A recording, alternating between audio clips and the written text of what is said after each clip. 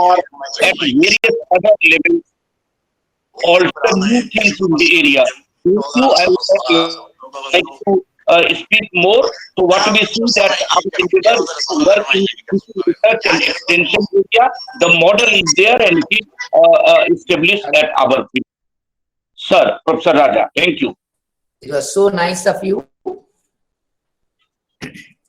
And you have highlighted and enumerated whatever you have succeeded through your department, starting from and now what you are doing. And it is a great honor, and also I appreciate and I congratulate the entire team of the department in the Delhi University, and they have at the helm of the Delhi. And those days, you know, when we think of the adult education, Jawaharlal Nehru University and Delhi University, and at the national level, at the capital of our country, so they were spearheading and they were doing lot of work. But now the Delhi University is really doing very good work, sir. I'm very happy that I would like to present the Delhi University now. This north, we have seen what is the development, and from south, from Gandhigram University, I would like to present the Gandhigram Rural University presentation. Okay.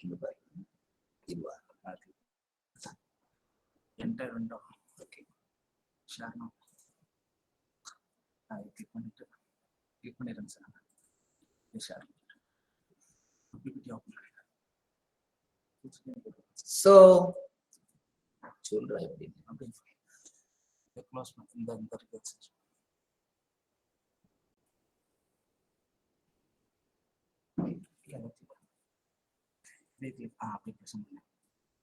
so is it visible? Can I go ahead with that? Yes, sir. You are visible. Yes, sir. Make it full screen, Raja. Make it full screen. Is that okay? Okay. Okay, we are able to see it clearly. So, the basic philosophy of Gandhigram Rural University. Sorry, you see where adult education is needed. Now this has to come to full screen, and it is not coming. So this is called recurrent education and adult education need for adult education. Thank you for this interruption. Hello? Are you able to see, sir, the slides? Yes, sir. Yes, sir. Yes, it Please is go visible. ahead. Please continue. Yeah, go ahead. Thank you. So, the Gandhigram Rural University Institute, it was started in the year 1956. And, you know, the basic philosophy of the university is to the country prosperous as its village develops.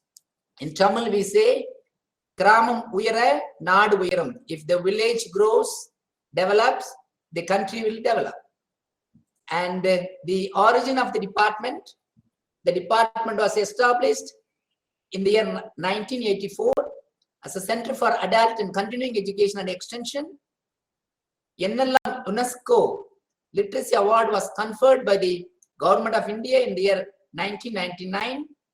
In 2011, the UGC has changed the nomenclature as the Department of Lifelong Learning and Extension, and vision and mission of this department to enhance the quality of life of rural people through meaningful and sustained rapport between the university and the rural communities, because this university is basically situated in the rural area, especially through formal, non-formal. Yes. Am I audible? Can I continue? Yes, I think.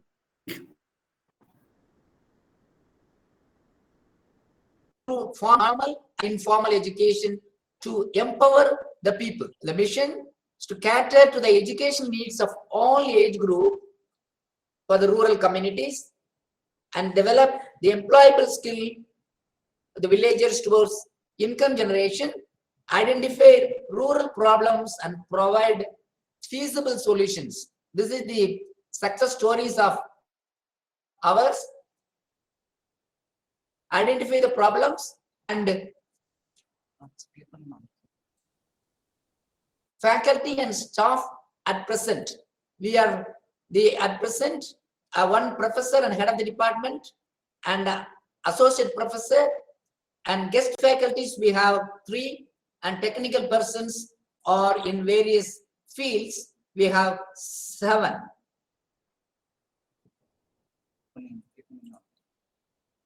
And previously we had many professors with us and they all retired respective years. The area of specialization and adult education including fundamental literacy, continuing education, open learning, extension community engagement, micro planning, enterprise development, rural development, project management, participatory research, NGO management, and peacemaking and Gandhian thought and yoga. This department covers 3-dimensional approach, that is teaching, research and extension. Under the teaching, formal and non-formal, we start from pre-primary, the creche center, and NIOS, National Institute of Open Schooling, and diploma in graduate and postgraduate, rural groups, mother committee, that is mothers committee, children's club, similarly CBUs related activities. And the research, we are approaching interdisciplinary, multidisciplinary and transdisciplinary. Apart from that, we have under this research doctoral PhD and postdoctoral fellows. Extension under informal village placement program, that is VPP, is one of the success stories in Gandhigram University, and village level rally programs, celebration of national and international days, and especially camps on health.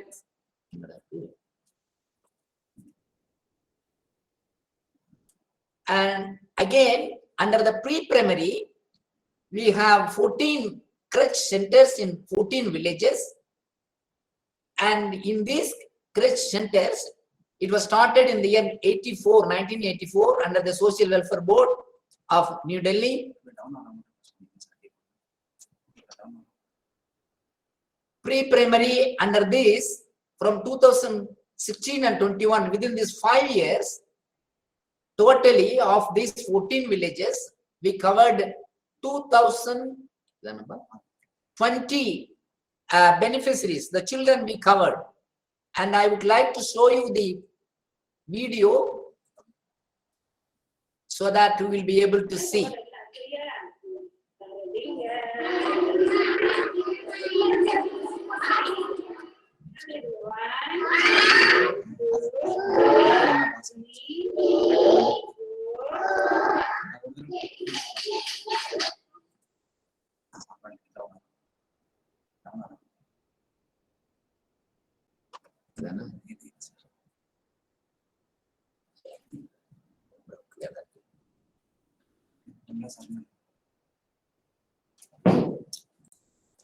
So we have NIOS. Under this NIOS, we have conducted more than,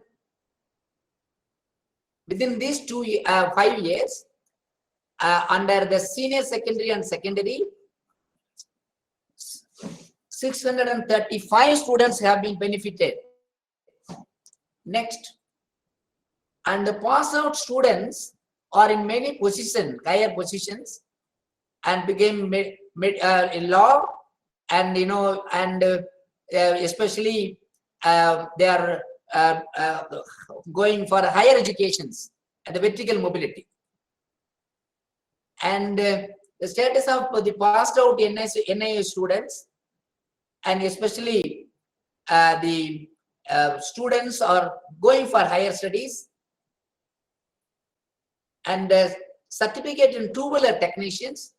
This is one of the very important course in this university, and we are the rural children 10th standard passed, and we have tie-up and MOU signed with the Yamaha Motor private company, and we are training 20 students every year, and all of them 100% placement.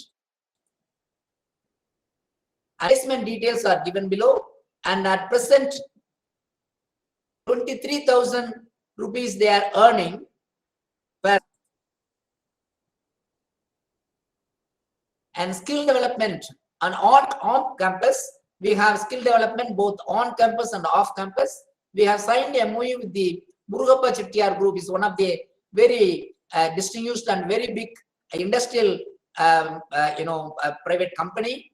Under this, we have so far within these 5 years 111 village students have benefited.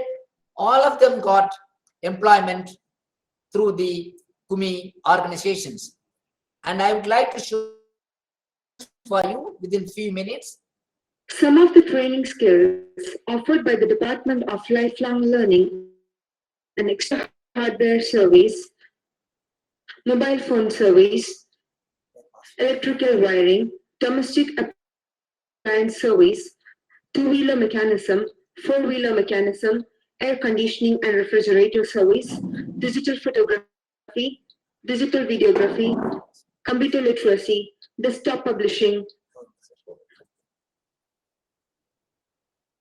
So this will go on, but in order to shorten the time, and another course we have diploma in refrigeration and air conditioning. Under this, we are admitting 20 students, and within these years they all got trained, and all of them are either they are self-employed or they have joined in many organizations. 100% employment. Offering skill programs under the Deen Dayal Upadhyaya Kaushal Kendra.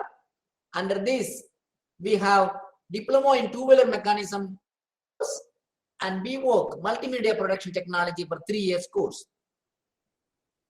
Under this, we also have the extension education for the UG and PG students. Of all of them, they have to study.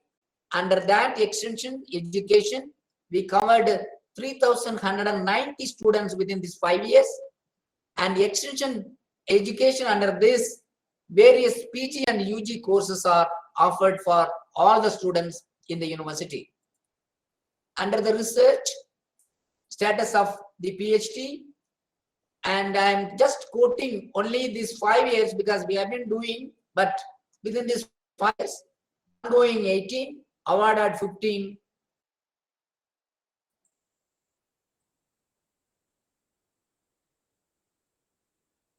PhD are in different positions, especially Parameswaran, Dr. Parameswaran. He is an entrepreneur, a consultant for international consultant, getting 1 crore rupees with the Thailand government after having done PhD. And Hari is assistant professor, and many of them joined as faculty members in many institutions. And the research fellow, postdoctoral fellowship, and 3 of them they are doing right now. And sponsored project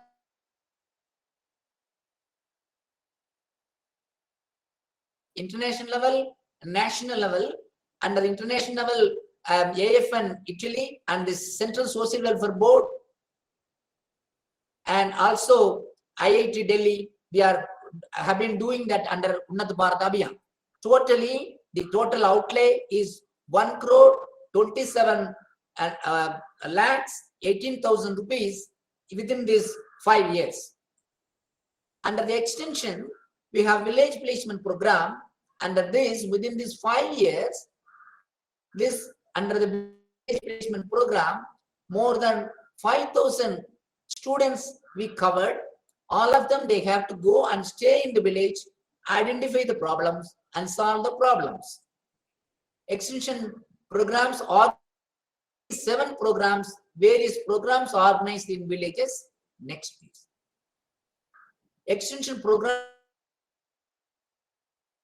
awareness camps more than 5,672 and training programs 2,595 beneficiaries have been benefited under this.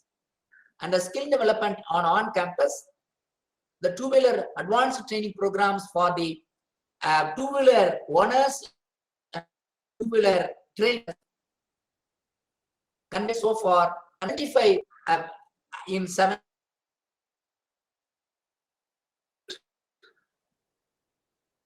And during the COVID time, we have raised funds from various sources. The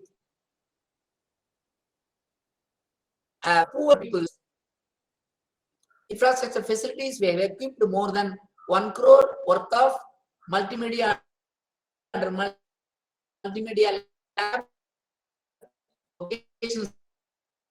infrastructure, and of art shop is more than 1 crore. Yamaha.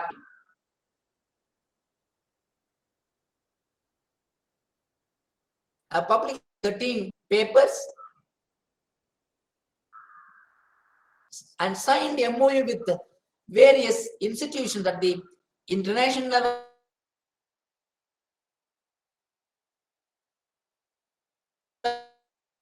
Four and Rosa Salam and Murugappa and Yamaha and others. Additional split of numbers and 3 of activities at the university level. And now awards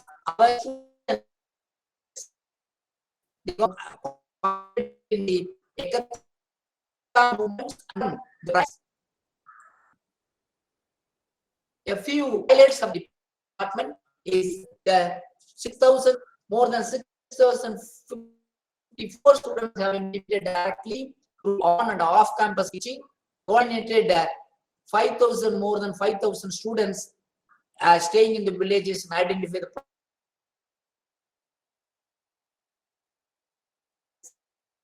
NIOS, all the studies mobilized and 87 extension programs, as I stated earlier, and equipments worth of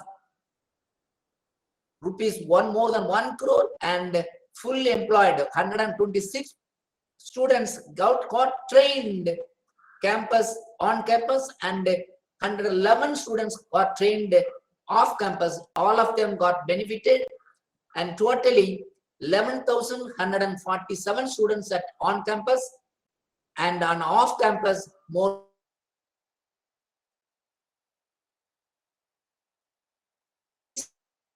that we are thinking of strengthening inter-institutional collaborations with the research and online programs, exploring the CSR funding for extension activities, initiate 4 years skill development programs, and introduce generic courses in our course.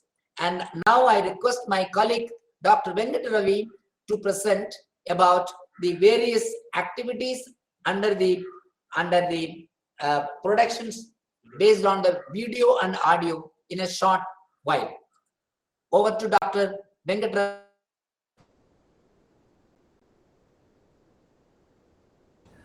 Thank you, Professor Raja, and good afternoon to the entire academic fraternity education, and thank you for giving an opportunity And I would like to supplement some of the ideas which already Professor Raja has put forward. Narrated very nicely the origin and development of the adult education department in the country, the Gandhigram Rural Institute. I would like to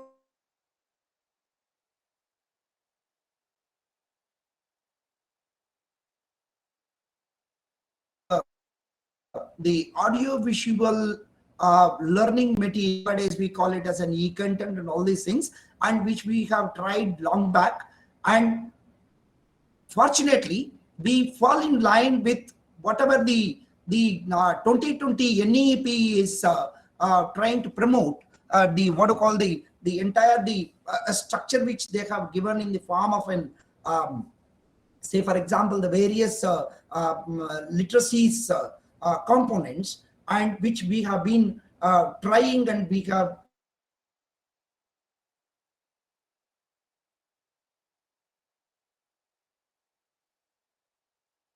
material. If you look at the whole thing, and we have concentrated in line with the financial literacy, commercial skills, legal literacy, and also the health, and also the healthcare environment related literacy, the child care education, and family welfare. What I would like to add add to the content is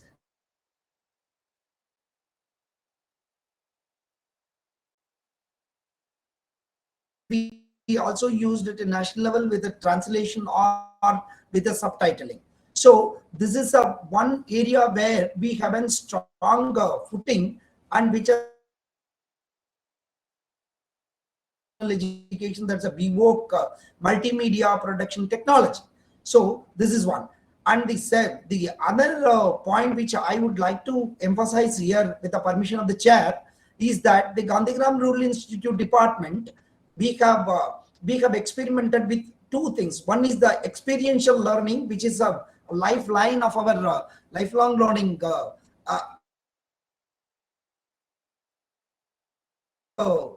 experiment done in the name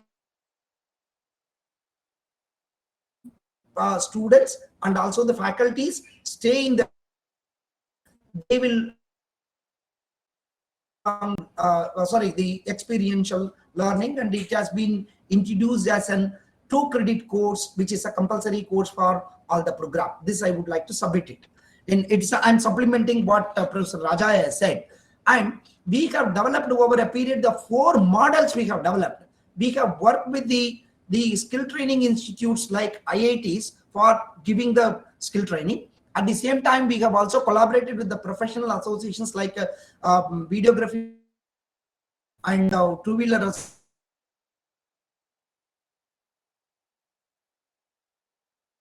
are taking up the on-campus and off-campus training program. And as a 4th model, we have also established a training school along with in collaboration with the corporate sector. So we have walked through the various components of the continuing adult education, literacy, and also the what I call the post-literacy level of skill development, and which has enabled us, and based on our experiments in the field level and experience which we have gained at the field level, we have our village, our alumni have narrated the whatever has happened, and which has become a lesson to the others. So to show it as it's an approach of experiential learning was running through the whole thing of our thing. So this is, I would like to submit it. Thank you for the opportunity. Thank you very much, Dr. Ravi. And you joined me and enlisted more activities. Thank you very much. Now we were able to present to you, and thank you very much of us. And now over to I request Professor Shiksha, head of the Department of Jamia Millia Islamia, and one of the very another pioneering university. They are doing very good work at the national, at the international level, and Jamia Millia is one of the towering university in the field of research and activities. So I request Madam Professor Shiksha Kapoor, Department of Lifelong Learning Extension. Over to Madam Professor Shiksha Kapoor. Thank you. Thank you so much, Professor Raja. Thank you, Professor Rajesh, for having organized this very important seminar. And it's so heartening to see that we are connected from all over India. I am Professor Shikha Kapoor. I am head of the Department of Adult Continuing Education and Extension, Jamia Millia Islamia. And we are turning 40 years this year because in 1982, we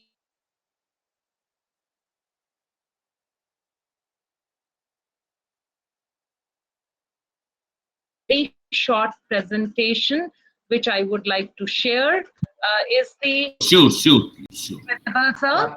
Please go ahead. Sure, please go ahead. Is it visible? Yes. Is the slide visible? No, Yes, not yet, yes, not yet. Visible, yes. yes, please. Is it visible now? Yes, please. Okay.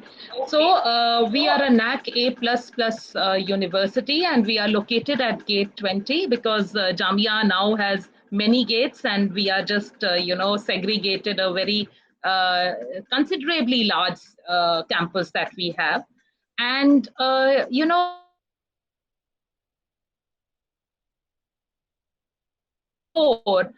wherein he emphasized that extension as third dimension of higher education is very important after he had done a thorough review of the entire education system.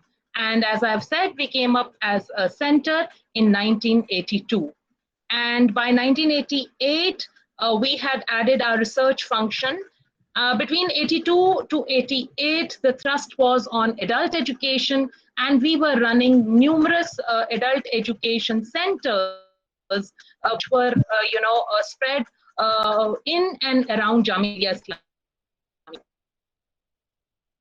And then in 1990, we added the master's degree program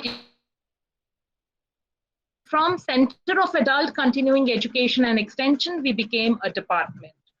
By 1997, we had also started our PhD in extension education. So initially, we started our master's with extension education.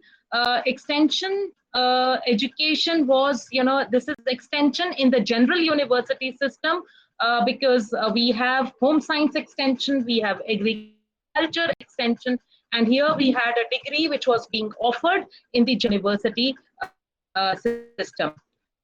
So then in 2012, we changed our degree on, that time also it was always a dual degree, MA, MSc, extension education. From there we changed to MA, MSc in development extension.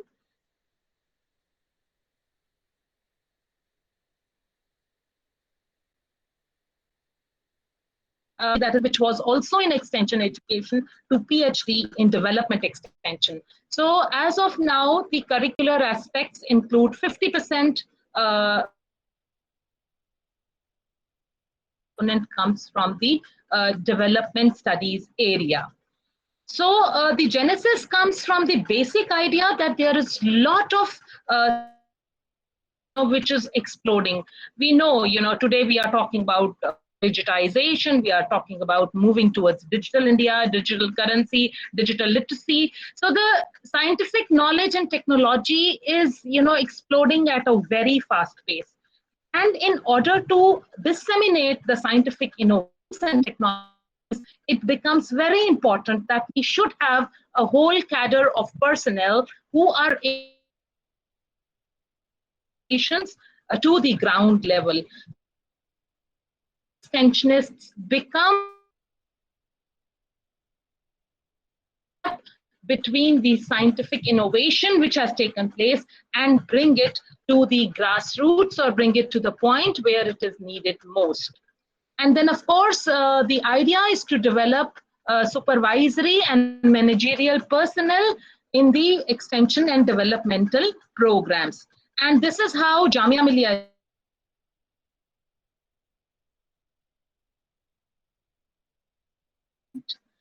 So our vision is to be a premier extension department in the country for producing extension professionals to the socio-economically backward people. And there are, to undertake the vision, we have a few missions. So I'll skip through this. These are the objectives and goals. And of course, what we follow is the trinity of, which is to be very important in higher education, that is teaching, research, and extension. So as far as the faculty members are concerned, we are a small department. So we are 6 members, including myself. There is another professor, Dr. Shagufta Jamal. Then there are 3 associate professors, Dr. Ashok Kumar, Dr. Nasra Shabnam, Dr. Sameer Babu, and assistant professor, Dr. Anwara Hashmi.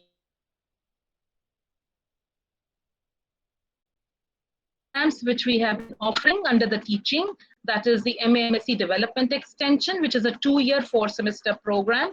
The MPhil, which now stands discontinued, and we also have a PhD in Development Extension. So as far as the research is concerned, so this is just the last, between 2017 to 20,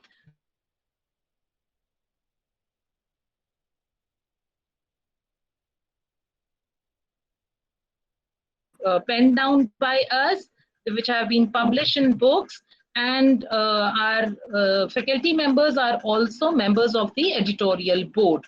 From 2020, sorry, I missed out the 2020.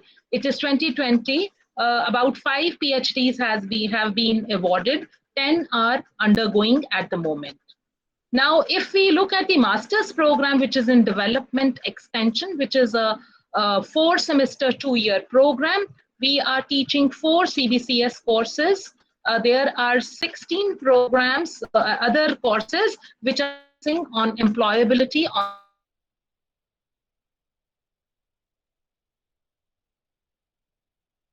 Two has development intervention experience 1 and 2. And in the second year, we either offer a research project dissertation, that is for the semester 3 and 4, or students can opt in for concurrent fieldwork. So development intervention experience requires placement of students in open field situation. So they are given areas, they go and work there with the communities, they go and conduct baseline surveys, they understand the community, and based on what conduct development interventions. So these are, various kinds of interventions. I will be referring to it later on in the presentation. Under concurrent fieldwork, the students are placed with NGOs.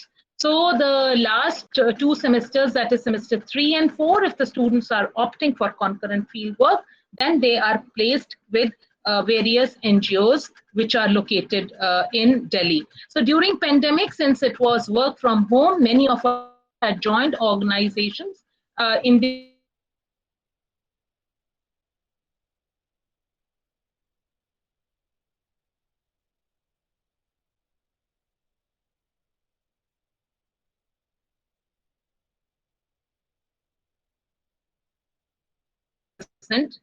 aggregate, and the admission is through an entrance exam.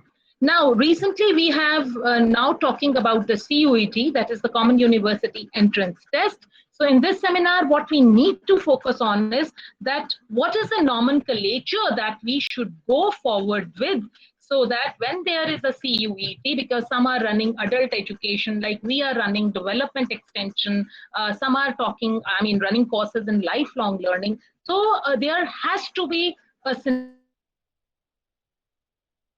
understanding wherein we can have for the CUET entrance examination. Then this is, I can skip this. This is the syllabus. The first semester we have got, as I said, 4 core courses. There is one CBCS course. Then there is Development Intervention Experience 1, which is offered here. And then there is a method. Semester 2, we have again 3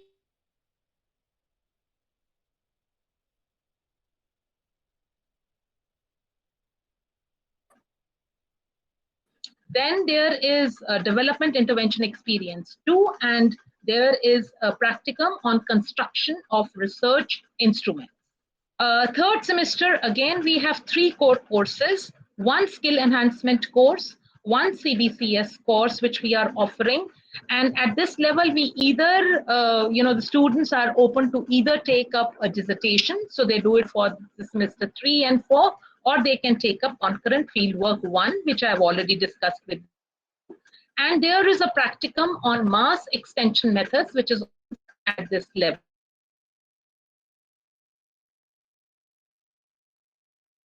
One CBCS paper, the research project dissertation continues here, and if they are doing concurrent fieldwork, then it's concurrent fieldwork 2, and then they have a practicum on practice of training methods. Besides this, the faculty members have been involved in the development of e-resources, and they have been contributed to the entire program on adult education, which is available on Pathshala. This was basically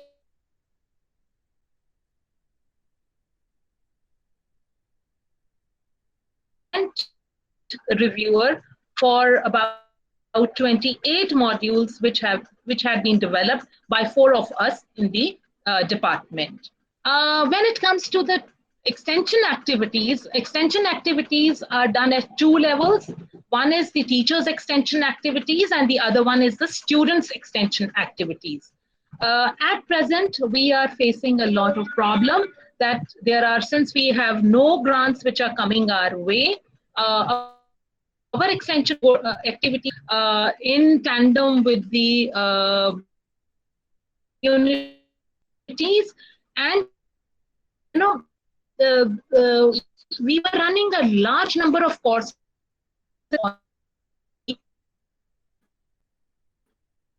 hold. We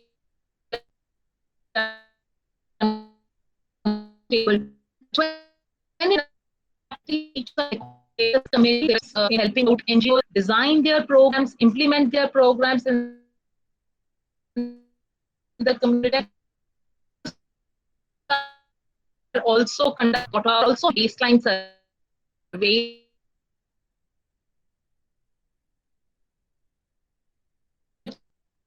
involves community mobilization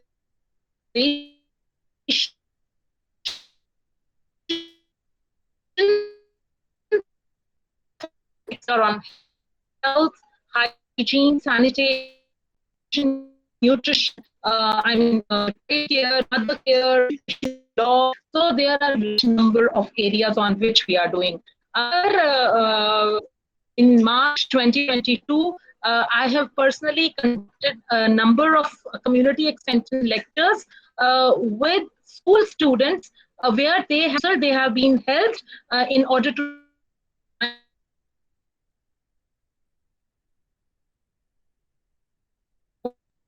both at the undergraduate level and the postgraduate level. So how they have to also take this route, because now Jamia would also be undergoing admission through the CUET course. So it is very important to let them know about this. So these are a few glimpses of the lectures which have been conducted by us. Yes. Then student extension activities also includes, they conduct baseline surveys, they do community needs assessment, then they are doing a lot of community mobilization, and then of course community. So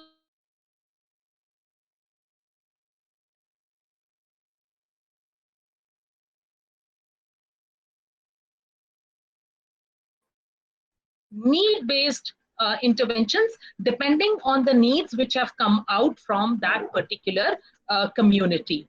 So extension activity becomes a very important integral part of our master's program, and students carry it on through the development intervention experience and the concurrent field work.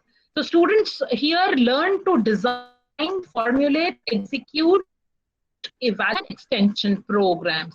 And so they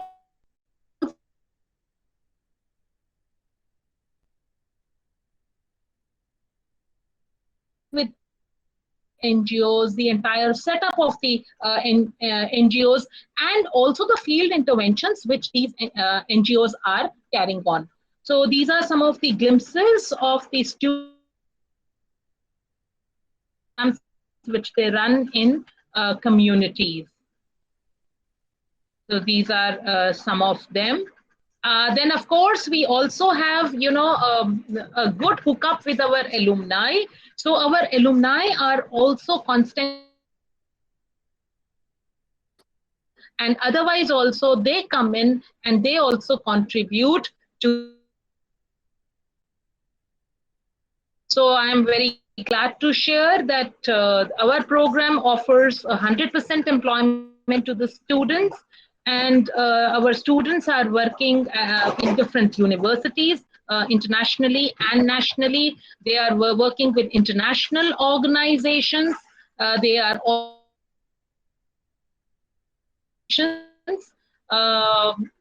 during pandemic, we have used this very meaningfully and fruitfully, and we have had a series of online alumni of direct contact with the students and the field exposure,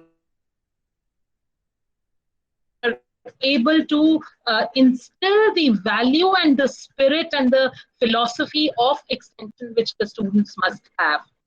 From this seminar, I have a few questions. Some points which I want to raise is that we have, variable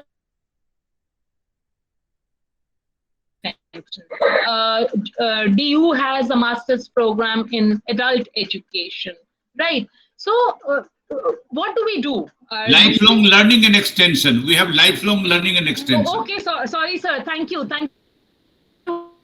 Lifelong varying. Now, with this varying nomenclature, what happens to the PG entrance exam under CUET? And of course, Dr. Rajesh has already shared, he's already working for a program at the UG level. So do we all sit down as various departments all over India, and do we converge on a common program or one program under the ambit of DACE? Because Dr. Rajesh has raised a very important point that if we want to get this through the UGC, we will need to, pitch in hands together and bring about, many of us should be offering programs at the undergraduate level also. And of course, we also need to deliberate that in the paucity of, funds, the grants not coming. What are the alternatives? We explore the CSR funds. Do we, recently I also had a meeting, we had a meeting because I'm also part of the Jamia Teachers Association. So we had met the UGC chairperson, and therein I had personally requested that the grants which were being given to the Department of Adult Continuing Education and Extension, these grants ought to be revived.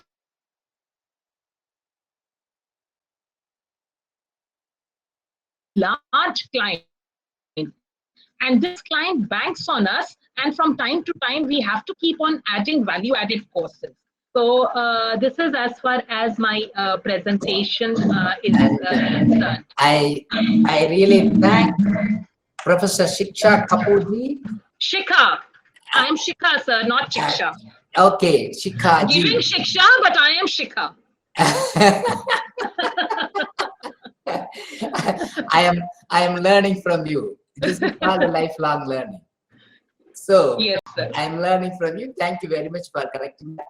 and you made it very clear that what you have been doing under the department and what for you are here and what we are going to do further, and raised a very pertinent questions whether we are going to change the nomenclature or are we going to get funds, grants from the UGC. One of the persons who had come to the NCRT for a meeting recently where Dr. Amir and Dr. Rajesh and myself and other department friends were there, and the person from planning, that is called what you call education, Minister of Education, Professor Sahu, and he said that Kuldeep, and he said that there are many departments at the national level, more than 54 departments. I immediately asked him a list. I wanted to contact them immediately. He said yes, but so far no. So, and we have to, as you rightly said, we have to not fight, but we have to stand up and say that we are here and we are here to do things, and what we are doing is a social transformation that we are doing, not that we are doing something unemployable graduates we are not producing.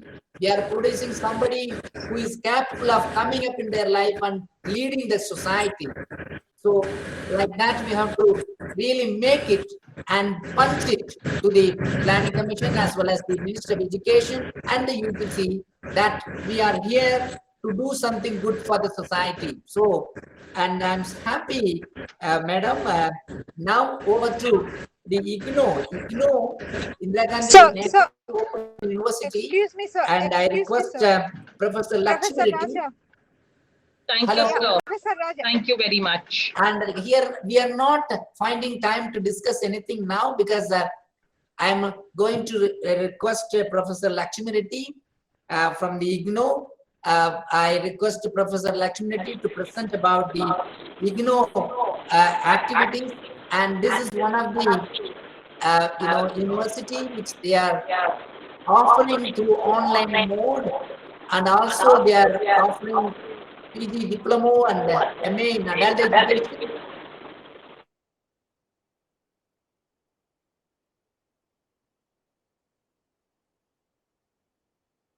So that we'll be able to hear properly. And I request Professor Lakshmi Reddy sir to present. Sir, Please over to Lakshmi Reddy sir. sir, thank you very much, sir, for giving me this opportunity. Though my name is not there in the list of the speakers, I am really glad to have this opportunity, sir.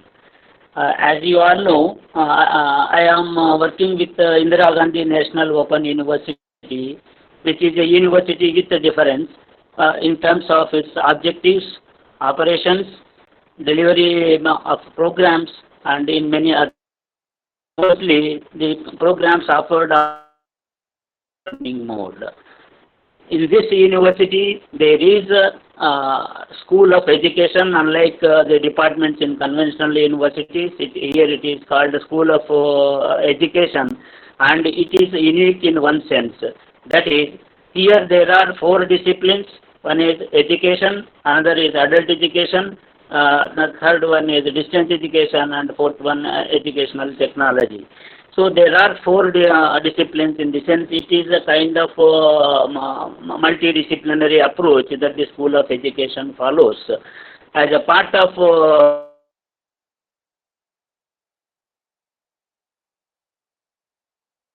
in 1996, I am the only faculty member as far as discipline of adult education is concerned. So in this university, in this school, I could develop 3 programs. These are Master of Arts in Adult Education, Postgraduate Diploma in Adult Education, and Postgraduate Certificate in Adult Education. Postgraduate Certificate is of 6 months duration, whereas Postgraduate Diploma is of 1 year duration, and the Master of Arts is of 2 years duration. All these programs are offered through open and distance learning mode only. Here, the speciality of these programs are that these programs are aimed at capacity building and professional development in the field of adult education, and this is done by way of catering to the needs of pre-service faculty and also in-service faculty in the departments of adult education and also outside the departments. There are many people who are doctorate degree holders, faculty members, and even PhD students in adult education. They are joining a Master of Arts in Adult Education of this university. That is the specialty of these programs. Here we have three practical components at postgraduate diploma and master's level, and postgraduate diploma is part of Master of Arts in Adult Education. It is also part of first year of MAE. So now we are talking of multiple entry and exit in the National Education Policy 2020, but these programs which were launched way back in 2009, that is postgraduate diploma was launched in 2009, then Master of Arts in have the provision of multiple entry and exit programs. So PGDAE students can join master's program in the second year directly, and the MAE first year students who complete first year courses, they also get a PGDAE program. PG certificate is offered separately. The most important aspect of these programs is practical components. We have three different types of practical components. One is community-based practical activities, another is workshop-based practical activities, third one is adult education. Components have been structured in such a manner that in the first component, student works individually and independently, that is at the local level, in societal level, in the local context. And next, the component is the workshop thing. Here, group work and individual based work is performed, that is in the formal context. Next is the third component, that is its adult education institution or training center based component. Here the internship and other activities are there, and the students is exposed to the institutional culture. So from working independently in formal context to group work exposure to institutional based context experience, these are integrated in such a manner that the student will gradually move from one component to the other in a more comfortable manner. So that is the importance of this practical component. Another thing is these three programs are offered independently, whereas there is one program called Master of Arts in Education, which is offered by the School of Education itself, and I could put efforts to include specialization area in the second year of Master of Arts in Education. So there are 5 areas, and students have to choose only one of the 5 areas, and adult education is one of these areas. Once the student does this, and dissertation is there, whichever the area the student chooses in the second year, in addition to that specialization area, student has to perform the dissertation work. So this is the another effort that I could do as a part of School of Education single faculty member. Next is at the undergraduate level also, I could put an effort to include lifelong learning course, title learning. It is a part of BA General program. It is a CBCS program, and it is only optional course in it. In addition to that, there is an initiative recently taken to launch or develop another program at master's level, that is the Master of Arts in Lifelong Learning. Professor Shika Kapoor has rightly raised certain issues. We are offering different programs with different names, development extension, lifelong learning, adult education, and other things.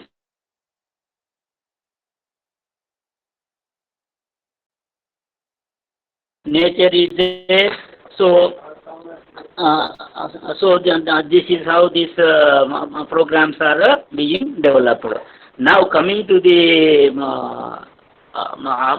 operational delivery of these programs, Yeah, in IGNU we follow multiple modes. That is, material is there in printed form. This we call as self-instructional learning materials or self-learning printed materials.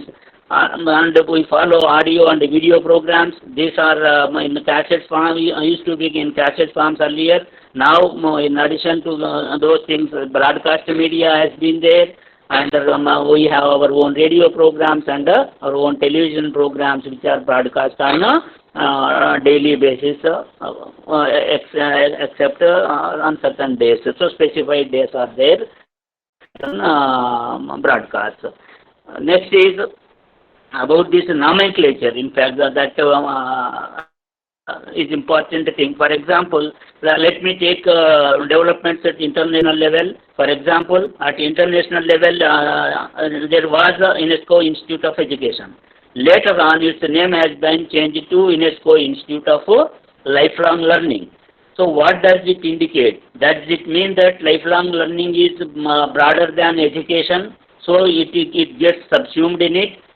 If that is the case, then these departments of adult education, which are part of education discipline as such, are not integrated in the departments of education or schools of education. For example, instead of filtering these departments in the name of departments of education and departments of adult education or departments of lifelong education, and of course in IGNU there was a center of extension education, and there is school of extension and development studies. In addition to that, in the school of education, this adult education discipline is located under which 3 programs have been launched. Now we have to look at this nomenclature conceptualization in other canvas. I mean to say that if these schools of education can be renamed as schools of lifelong learning with disciplines such as education, adult education, lifelong learning, development studies, whatever has their established academic culture, that can they all can become part of this reconceptualized comprehensive title called Departments or Schools of Lifelong Learning. Then I think that could pave way for uniform functioning both at institutional level, at national level, and even at the international level. Otherwise, if, for example, these have implications at international level too. For example, if one country gets up to certain nomenclature, perhaps that won't fit into the other countries, and the students will face difficulties as far as their international mobility is concerned. So, if such issues or the problems have to be avoided to the students, then I think these international agencies also will have to play a major role in the nomenclature aspect, because individual country efforts will lead to greater confusion instead of clarity. I think another important aspect of our IGNU as such is we upload our course materials in the form of soft copy, that is called e-Gyan course. So our course materials are available to the international students or international audience, we can say, because our programs are broadcast all over the world through different media. So that is how our materials are accessible to anyone and everyone in any part of the world. That is the another aspect of IGNU. And in addition to that, our course material is put in the form of mobile app. E-content is accessible, and the students can download this e-content, and they can see the content of every program or any program of their choice of IGNU. That is how we are playing a different role, and with all the difference, and to meet the set objectives of the university in the national goal of enhancing the access, equity, and quality of education to all the needy and the disadvantaged people as well. So this is all in brief about IGNOU's efforts in the field of adult education. I really thank Professor Raja for having given me this opportunity outside the schedule, where my name doesn't even figure in this. To you for having given me this opportunity. It was so nice of you. I consider you as a one-man army at the national, at the international level, and IGNOU is really. In fact, Dr. Reddy, I think scholars pick up the name of perhaps the head of the department or something was written. Today I could just notice, and I said that you are already here, so you had to speak. And you are already there since then you are there. I think on the platform some other name was there, and this is why it was picked up. Perhaps that was for education, no? No, it is not the other name. In fact, it is the right name. It is the name of our director. He is the director of our school. Perhaps the designation matters. So that's how I felt. I thought as a participant I can at least learn and contribute to my might. So that's what yesterday I could not attend actually inaugural session because of some urgent domestic maintenance work I had to attend. So at least today I enjoyed the entire session. Again, no problem. I endorse Professor Raja when he said you are one-man army, and I have also witnessed. So there is no need to say, sir. Thank you, Professor Rajesh. Thank you. Sir, what the university set up and the UGC can't do it, under the IGNOU with one man and reaching out to the students from grassroots level, from the village to the international level, is not a joke. And with the great difficulties, you are spearheading and conducting the certificate course, PG certificate and PG 1-year course and 2 years course, and also all the materials that you have developed under the technology mode and as well as printing mode. So it is something very unique, sir, and we really congratulate you and we are really salute you. Thank you. For your initiatives and your hard work. Thank you very much. And I know that recently your regional office has been shifted to the Indian Adult Education Association also. So Indian Adult Education Association, on behalf of that also, I really try to help you and try to associate ourselves to all your endeavors. So I request now, let me congratulate you, and I request the Shantini Bhujan Vishwabharati Department of Lifelong Learning, Professor Sujit Kumar Paul ji. अब है? Yes, sir. अब बहुत बधाई हैं जी. Thank you, Professor Raja. So, can you hear me? You are audible. Yes, you are audible, Professor. And I request Professor Sujit Kumar Paul to present his department. Over to him. Thank you, sir. Please do it. Thank you. Can you share? Can you see my PPT? Yes, sir. We can see. We can see your PPT. Okay. At the respected chairperson, Professor Raja, distinguished delegates and fellow participants, at the outset, I want to express my sincere gratitude and thanks to Professor Rajesh for organizing such a seminar and also giving me this opportunity to share our activities, particularly our Department of Lifelong Learning and Extension. As you all know that I request Paul Lakshmi Reddy, please mute your phone. All other persons, please mute your phone. Otherwise, we will not be able to listen to Paul properly. Please. Thank you. Now it is okay, I think. Am I audible now? Yes, sir. You are audible. Okay, fine. Please go ahead, sir. Please go ahead. Thank you. As you know that Vishwabharati was founded by Rabindranath Tagore, and we also know that Rabindranath Tagore was the pioneer of rural reconstruction experiment in India. And we also aware about the Tagore's Sriniketan experiment. And if we go through the objective of for the formation of Sriniketan by Rabindranath Tagore, we know that the objective was to bring back life in its completeness into the villages, making them self-reliant and self-respectful, acquainted with the cultural tradition of their own country, and competent to make an efficient use of modern resources for the improvement of their physical, intellectual, and economic conditions. He wanted basically to make the people a complete man. And his ideas were basically threefold. Number one is winning affection and confidence of the villagers. Number two is studying rural problems and conducting research for their solution.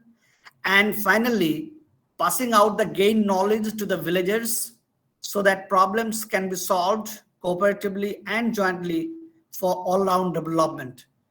It was the way of working in the villages for the community. Now, let me explain about the background of our department. As I already mentioned that Sriniketan was established by Rabindranath Tagore in 1922. And at that time, it was called Village Extension.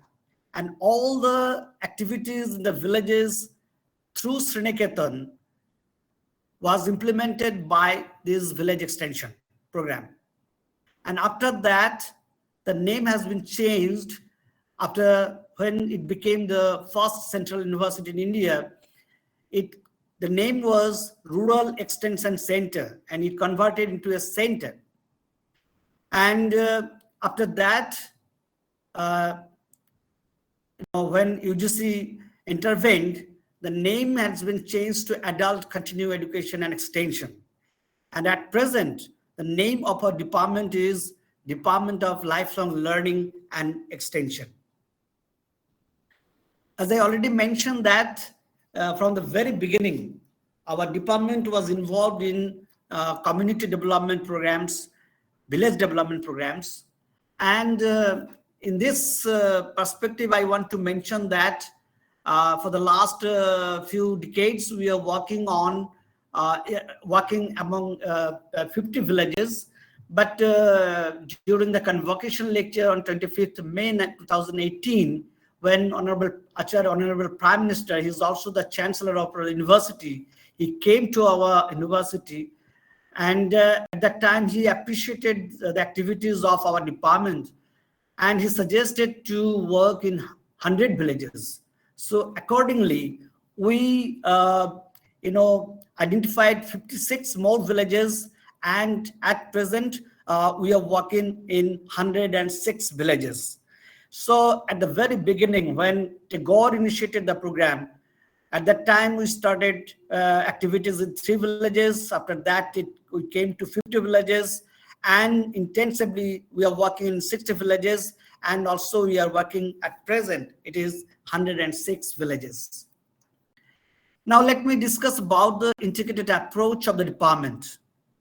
As each and every department, particularly this adult education and or lifelong learning departments, we have 3 dimensions. One is teaching, another one is research, and the third dimension is extension and field outreach. I think the department of this adult and continuing education in every university, we have the opportunity to work particularly on this third dimension, that is extension and field outreach. So in our department, under this teaching program, we have 2 years master degree program. We used to call it MA in Rural Management. And the student capacity is 38 in each year. And we have started this program in 2015. Also, we have a research program. We are conducting PhD program. And under this PhD program, definitely this is a multidisciplinary PhD program. So so far, 10 scholars have been awarded, and at present, 21 research scholars are doing their PhD under this department.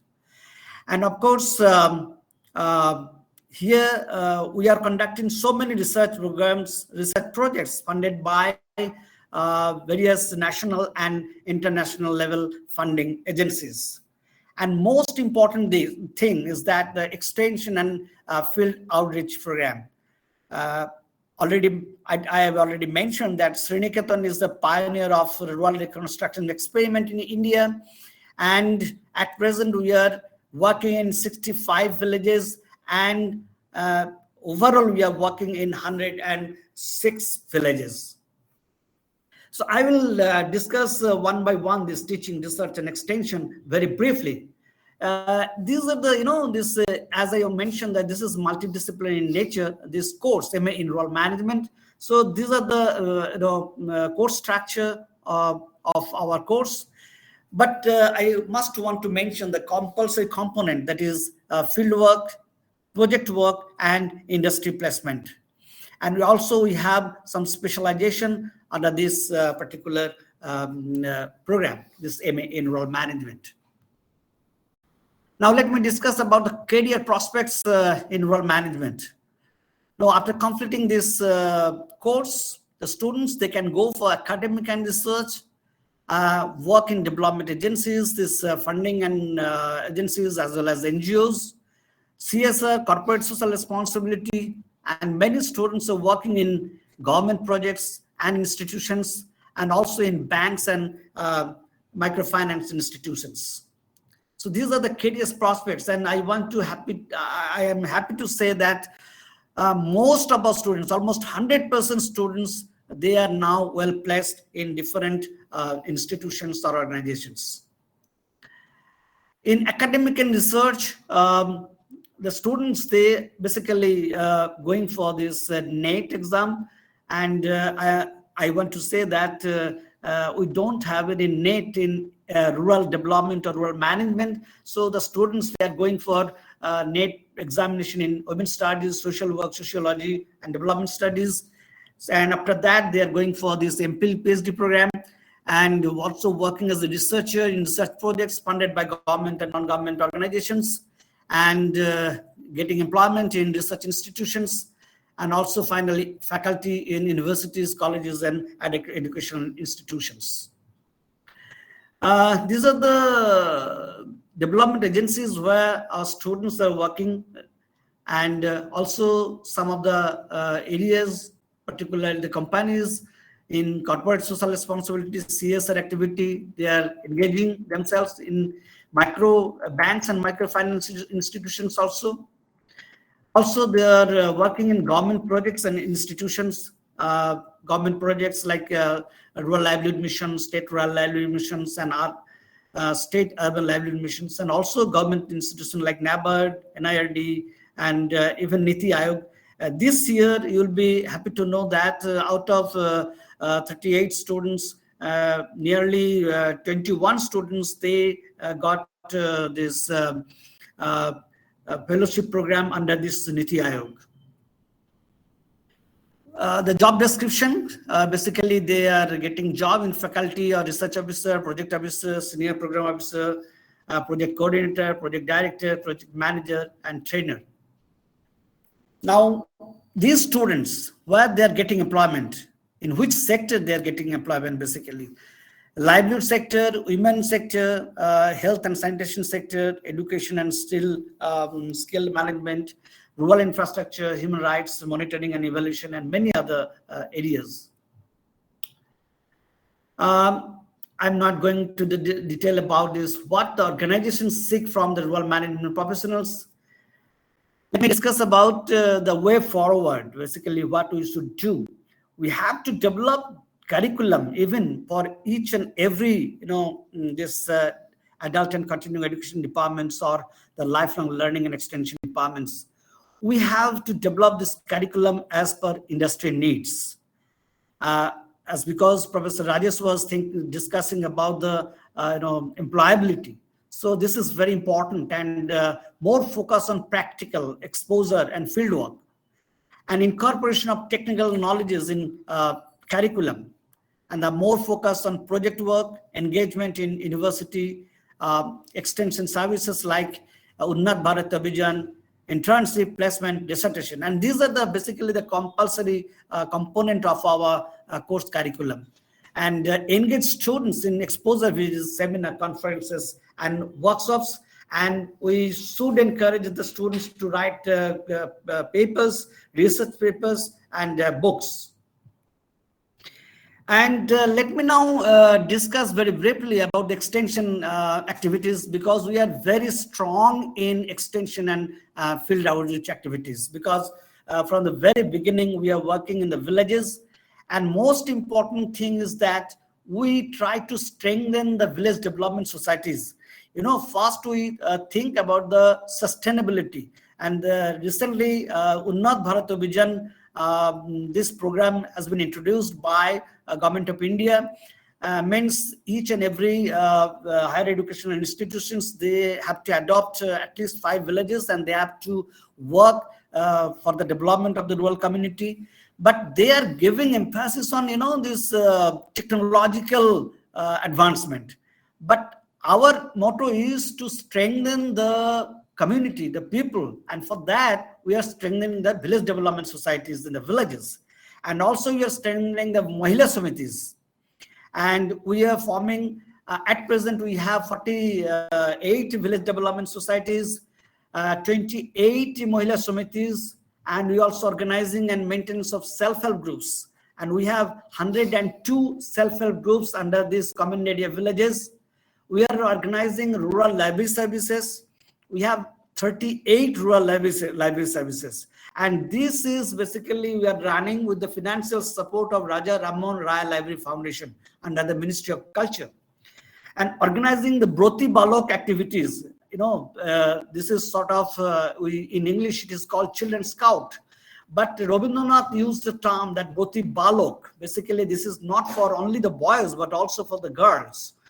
The main idea is to develop the second line of leadership, and it is also for the sustainability. Basically, after completing this program, they will look after the villages, various vocational training programs, and then promotion and preservation of crafts in the surrounding villages, indigenous folk culture. Now we are losing this indigenous folk culture, so we are doing work on promotion and preservation of indigenous folk culture in the villages, health sensitization program, also doing promotion of village traditional sports. We are organizing various days, celebrating various days. And most important thing we are doing is that establishment of linkages with line departments. Here I want to say that my previous speakers, she mentioned that fund is very important for this community development program or this extension programs.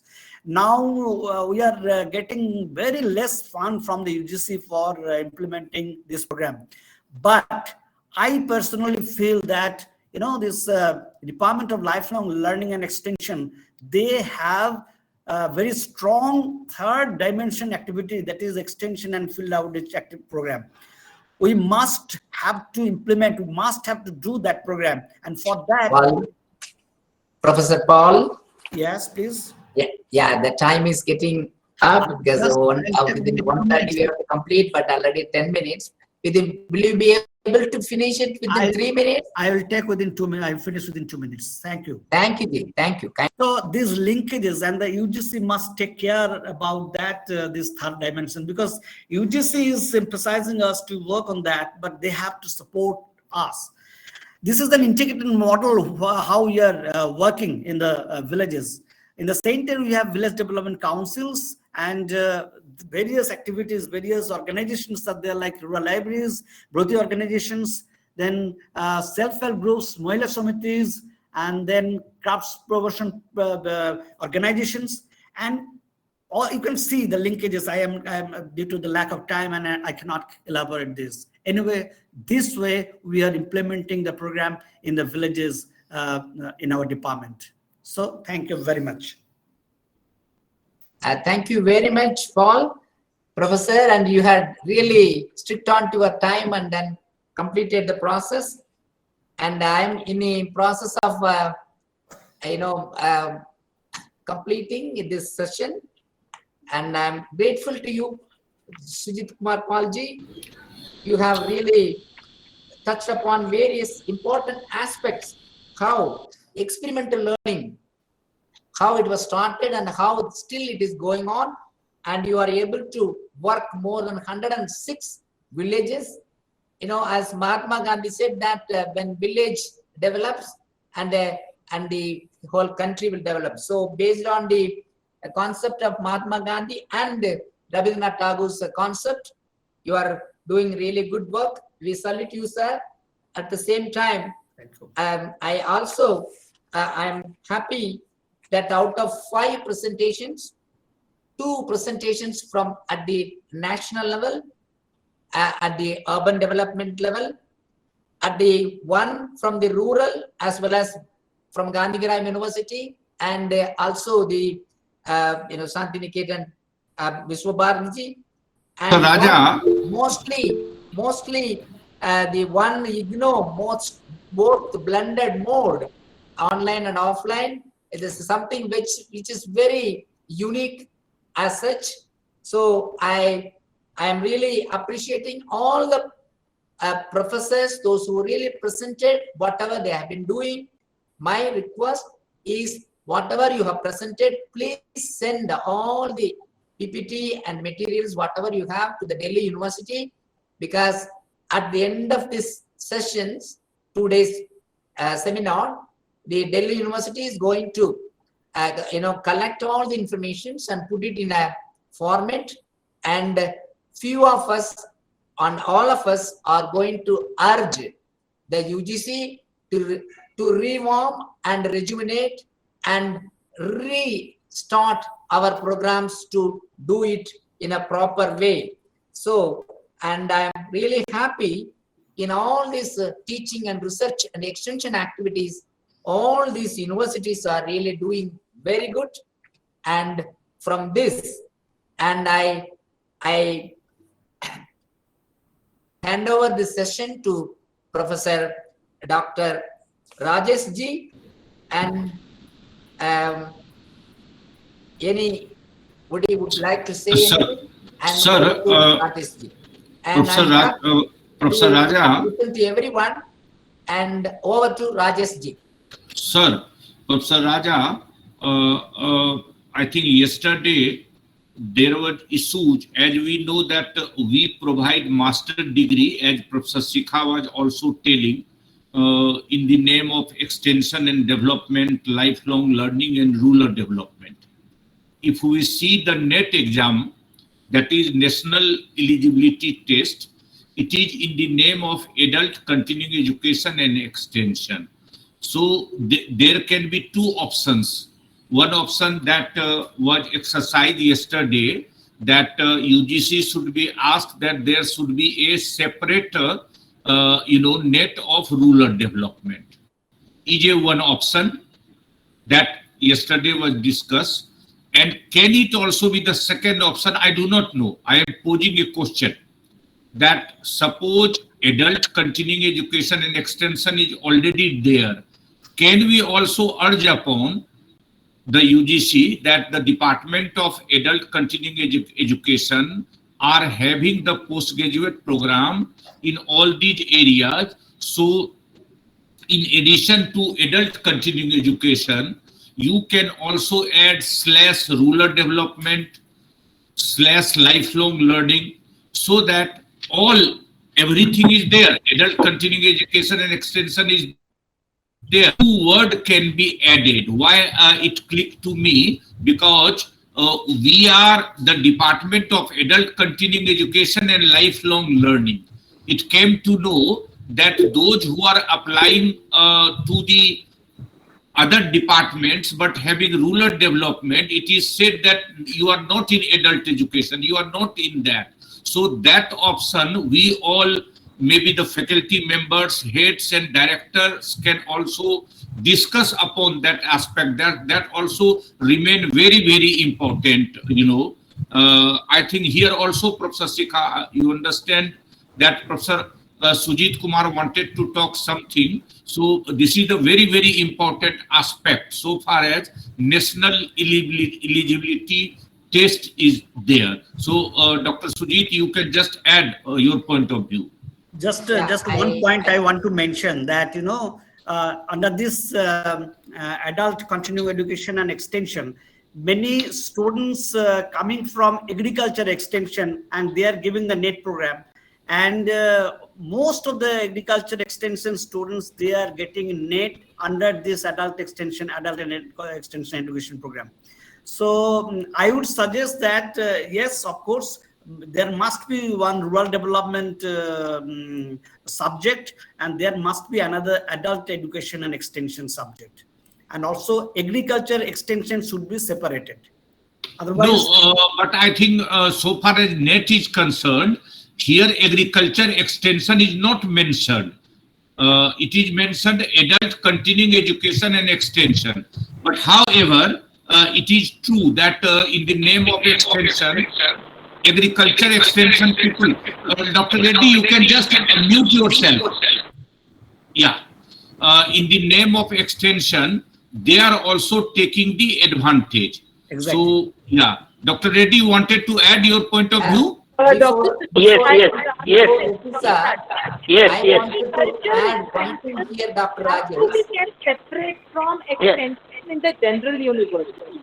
So agriculture extension becomes very specialized. So it is being run through the state agricultural universities, and definitely the next exam has the ICAR conducts that. Okay, so that's a different body altogether.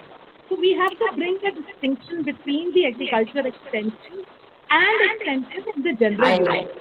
I fully agree. May I with say that. something, Professor Rajesh? No, please wait. Please Professor wait. Rajesh? Reddy sir, please wait. Please wait. I agree with Kapoor madam, and so over to Dr. Rajesh, and I fully agree with you. And when we go for net exams, we have only adult and continuing education, but there is no rural development.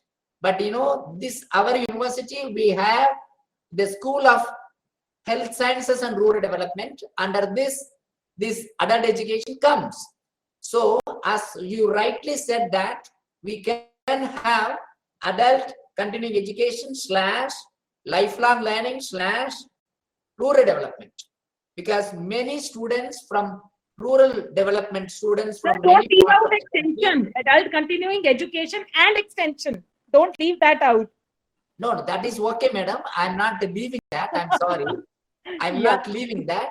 So I think when we have the last sessions, when we conclude, when we are going to prepare the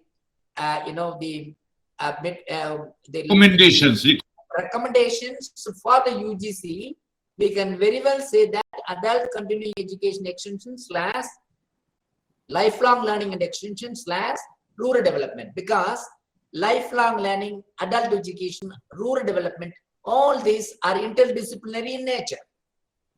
Offered by the same Department of Lifelong Learning, because the departmental continuity is also there, because it is offered by Department of Adult Continuing Education or Department of Lifelong Learning. So that continuity is there. Yes, that is why very well we can keep this nomenclature, and we can also request the UGC to have it, because rural development is one of the very important component which comes under the lifelong learning and adult education. So this is my humble suggestions to everyone, and if there is anything we can discuss, but due to time constraint, and we have to wind up this session, so that the next session will be starting after lunch. That is why I request Dr. Rajesh to say a few words and conclude the session. Thank you very much for having given me this opportunity to share this session, as well as to present the Gandhigram University experience and experimental learning, transformative learning to all of you. Thank you very much. Kind of. Hello. Yes. Hello. Sir Hello. Sir आप मुझे सुन पा रहे हैं? Yes, हाँ बताइए. Sir मैं एक question पूछना चाहती हूँ आपने कि जैसे अपने प्रेजेंटेशन में दो टर्म इस्तेमाल किए एक रूरल एक्सटेंशन और other is village extension sir how both these term are different mutually sir please explain this Professor Raja. sir आपने rural क्या पूछा आकांक्षा Yes, between what is the I difference? understand. I understand.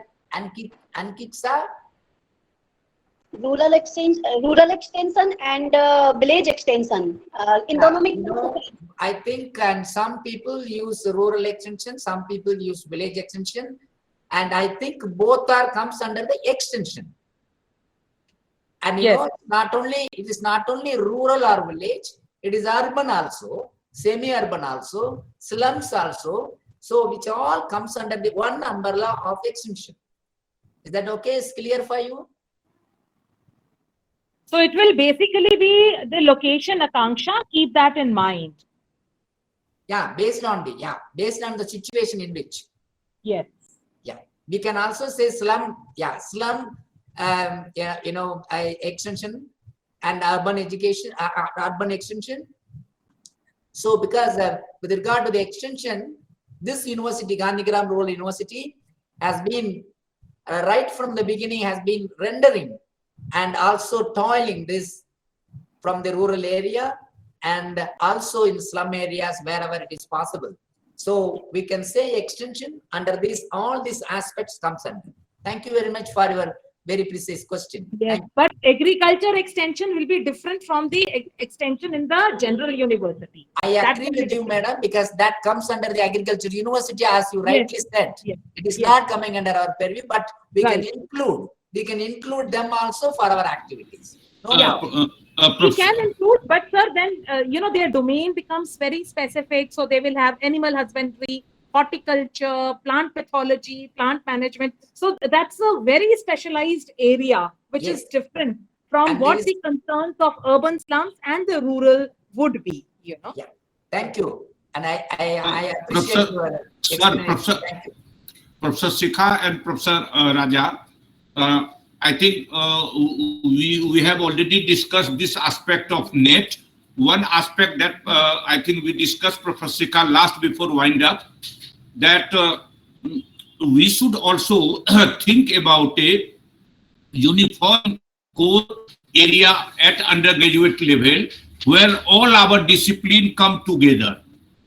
This is also the need of our, and since we are doing in all other nomenclature, that can be specialization.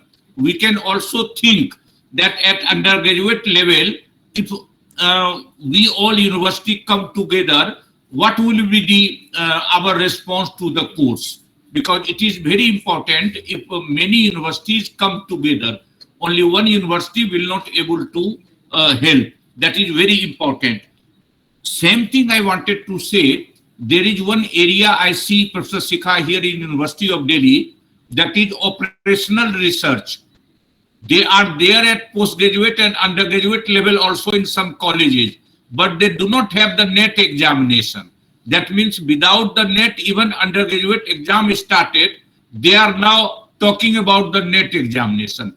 At least we have NET examination and UGC e-Pathshala in adult continuing education. So a uniform undergraduate program where all the areas we are talking come as a specialization. And one thing we able to talk only when we will able to go at undergraduate level in the present circumstances.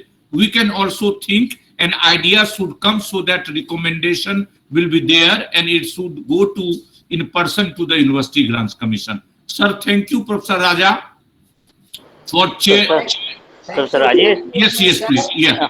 May I say a word? Please. Okay, ready, sir. Please carry on. Please carry on. See, Professor Rajesh, there have been so many seminars, conferences, general body meeting decisions, etc., wherein these aspects have already been identified, recommended, and also have been submitted to the UGC. But so far, instead of getting right response, In fact, it has been getting a kind of stepmotherly treatment. That is how these departments over the years have lost their significance instead of getting the importance in spite of the repeated recommendations. What I feel is that okay, your idea is very well taken. That is, seminars idea is very well taken. That all departments in different universities should come together. But mere submission of any recommendation to university doesn't help. Instead of even coming to all university departments together, even a team of few influential people can serve the purpose effectively. So, okay, after having the meeting of all universities, I think there is a need for identification of a core committee which will be consistently and persistently interacting with the UGC till the desired effect is achieved. That's what my submission is when you prepare any kind of recommendations of this Thank you, seminar. Reddy sir. It was so Dr. nice Reddy, since we have just mute yourself. Okay. I think Thank you you. very Thank well you. said, but since we have paucity of time, there are so many things to discuss. Recommendation is one part. For example, you see, Professor Reddy, I just cite you example. We are sitting here. University of Delhi is implementing 4-year undergraduate program. Nobody has stopped Department of Adult Continuing Education that you cannot give paper on discipline generic.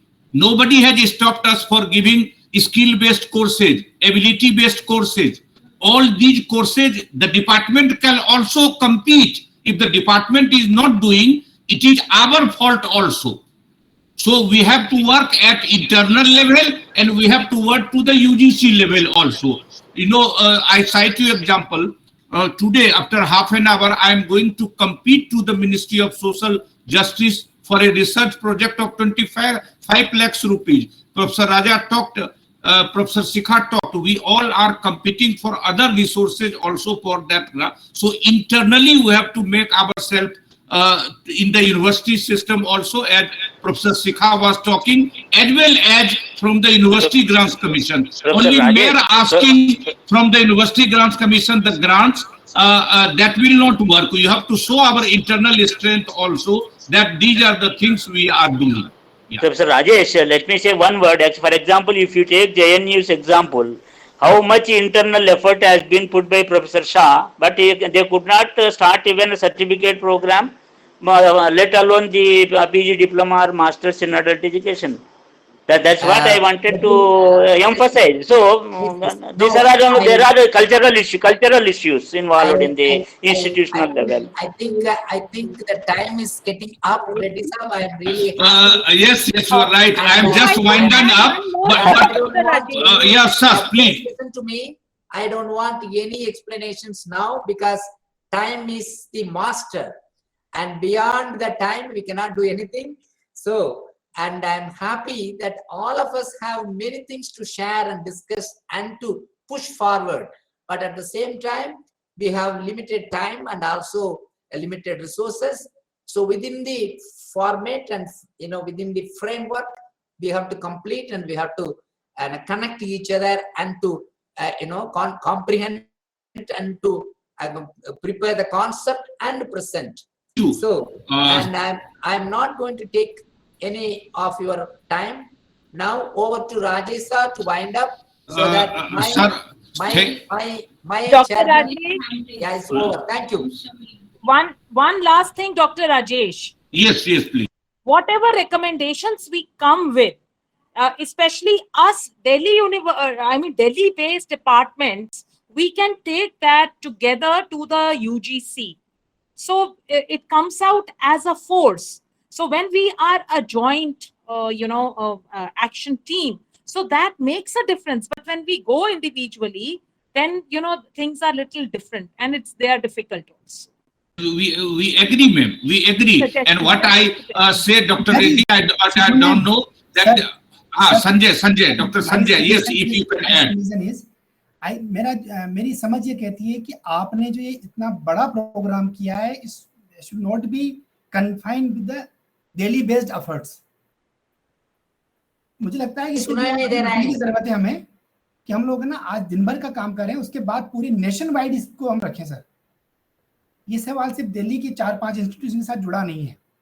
आपने जो ये पूरा मेहनत की है sir, उसका एक बेहतर परिणाम तभी निकलेगा जब हम पूरे नेशन वाइड इसको हम लोग यूजीसी के साथ बातचीत करें। और मुझे लगता है कि बहुत सारे समाधान भी निकल रहे हैं। तो we can wait till evening.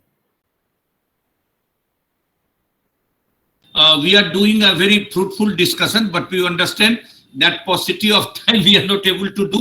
At 2:30 again we are meeting, I think, and that will be the last session.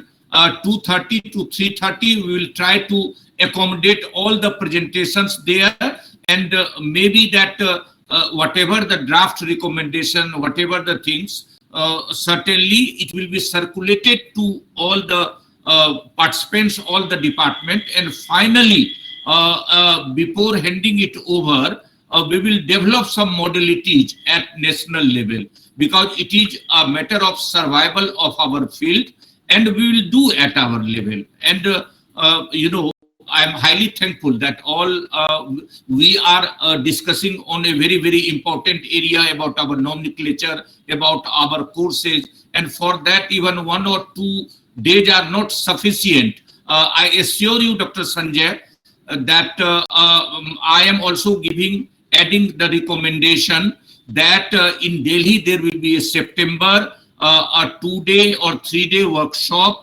UGC will be there, and the representatives who will be participating, we will be taking time with the UGC, and we will be handing over the thing before and even during September. So our efforts will be continuously there, and I am hopeful that once the efforts are there, it will certainly be in successful at national level. Thank you. Thank you, Sanjay. Thank you, Chair, Professor L. Raja, and thank you for all presentation, very useful presentation, Dr. Sujit Kumar and all, Professor Sikha, everybody as a wonderful presentation, wonderful intervention, Dr. Reddy, and we all continue, we all have to say many things, including myself, Dr. Sanjay, Professor Sikha, Dr. Reddy, all had so many questions, and we hope that we will compile, and we are hopeful and positive that we will again will able to revive our system as per our expectation. Thank you. Over. We will again join at 2:30 p.m. with same, link. The link will not be changed. So that will be the last session. So I request everybody to kindly join and provide your valuable input. Thank you. Once again, our platform is there at 2:30 p.m. Thank you.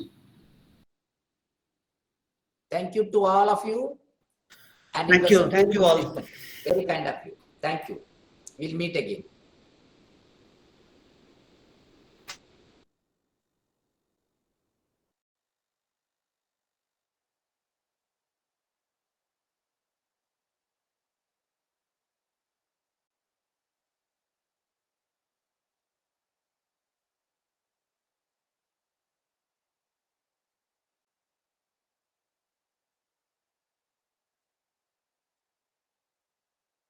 Presentations of Professor Mir. He will be joining from Kashmir. He was there since morning. Then Dr. Prabhakar Chauhan from SNDT University, Women University. He is already there. Dr. Sanjay Sharma from Sagar University. He will be there. And I hope Dr. Priyanka Sharma from Jammu. All these presentations will be there, ma'am.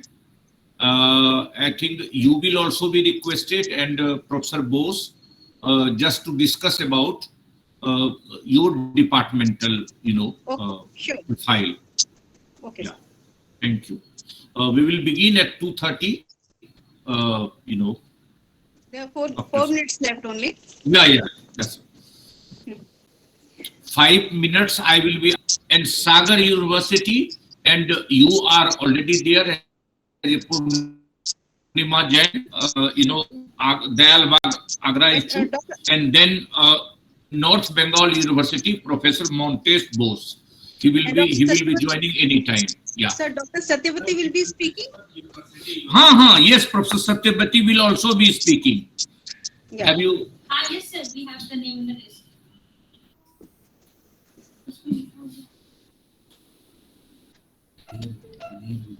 अच्छा अच्छा हाँ हाँ Satyavati yes she will also be speaking yes Venkateswar University Tirupati. So we have 5 speakers. So what we can do that 5 to 7 minutes they can speak, then their interventions can be there. Yeah. Yeah.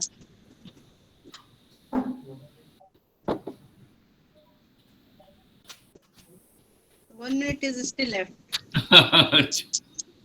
Professor Bose is also here, ma'am. I think Professor Purnima Jain and Professor Bose. Yeah. So you are also, I requested Professor Purnima Jain to chair. I invited you to co-chair because we wanted to merge two sessions together. I hope you kindly agree. Yeah, no problem. Yes. I have no Yeah. problem. Yes, Rajesh sir, Sir, I have no thank problem. you. So nice of you. And then, 5-7 presentations. Professor Purnima Jain had already written the names. And maybe that if some time is left, then all the participants can discuss about the recommendation. So recommendation will not be in a paper. We sitting in Delhi will try our level best to do the things, homework on the behalf of the our adult lifelong learning fraternity for the University Grants Commission. That we will be doing. Yeah. Thank you.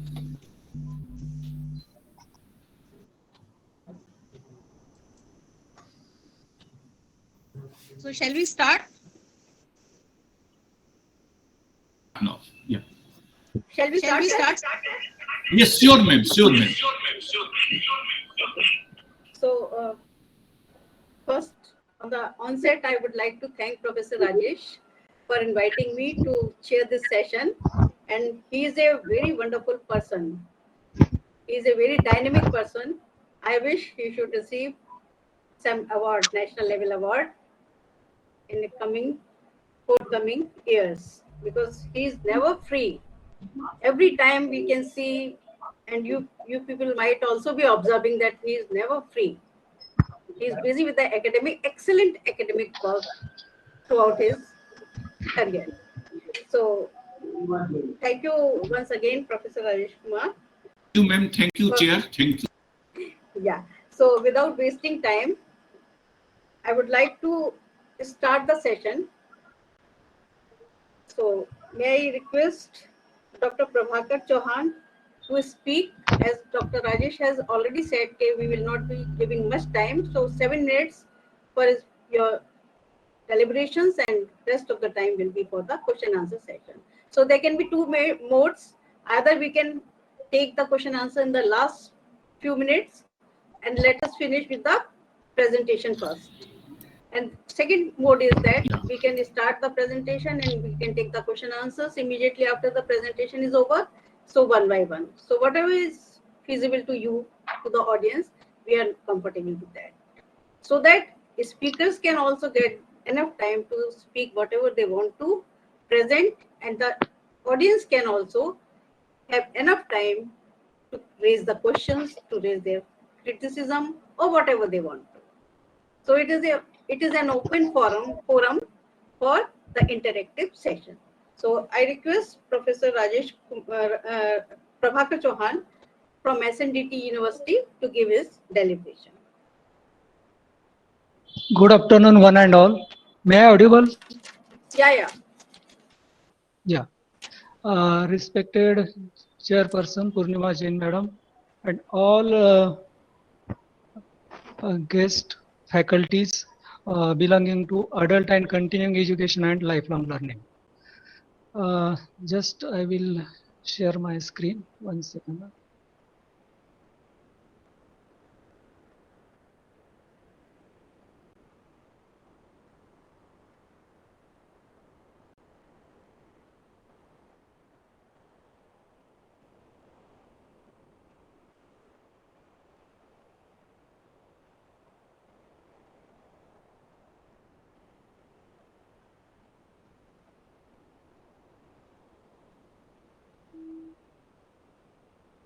I think my slide is visible.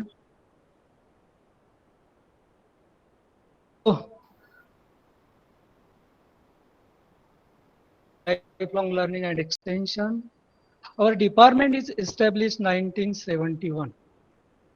Today we are in national seminar on prospects and scope and employability of continuing and lifelong learning courses offered by SNDT Women's University. Myself, Dr. Prabhakar Chauhan, Director in charge. Now our department has some focus area visions. So focus area like this, adult and senior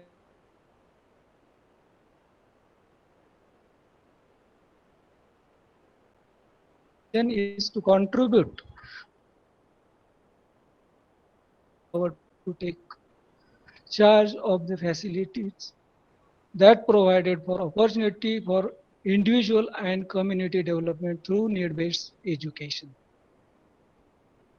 Mission, the Department of Lifelong Learning and Extension to develop professional in the field of non-formal education, lifelong learning, value education, life skills, and coordinate between NGOs, agencies to the above field. Our department curriculum aspect is like this. We run the department like this. We are offering teaching master's level programs, that is a teaching training MA. We have MA programs in non-formal education and development. We have also PhD in non-formal education. We run continuing education programs like PG, diploma certificate courses. Then we have done a lot of research and consultancy projects, research in contemporary issues. Then in extension work, short-term courses, awareness-based courses, skill-based development courses, and community, as per community needs, courses for community people. Courses offer Master in Non-Formal Education and Development, PG Diploma. We have 2 PG diploma courses at 8 types of diploma, certificate courses type is 22, total courses 33. Then area covered. We covered health, education, performing art, architecture, and human development. List of courses like this. Post graduate diploma in travel and tourism. It is in the campus.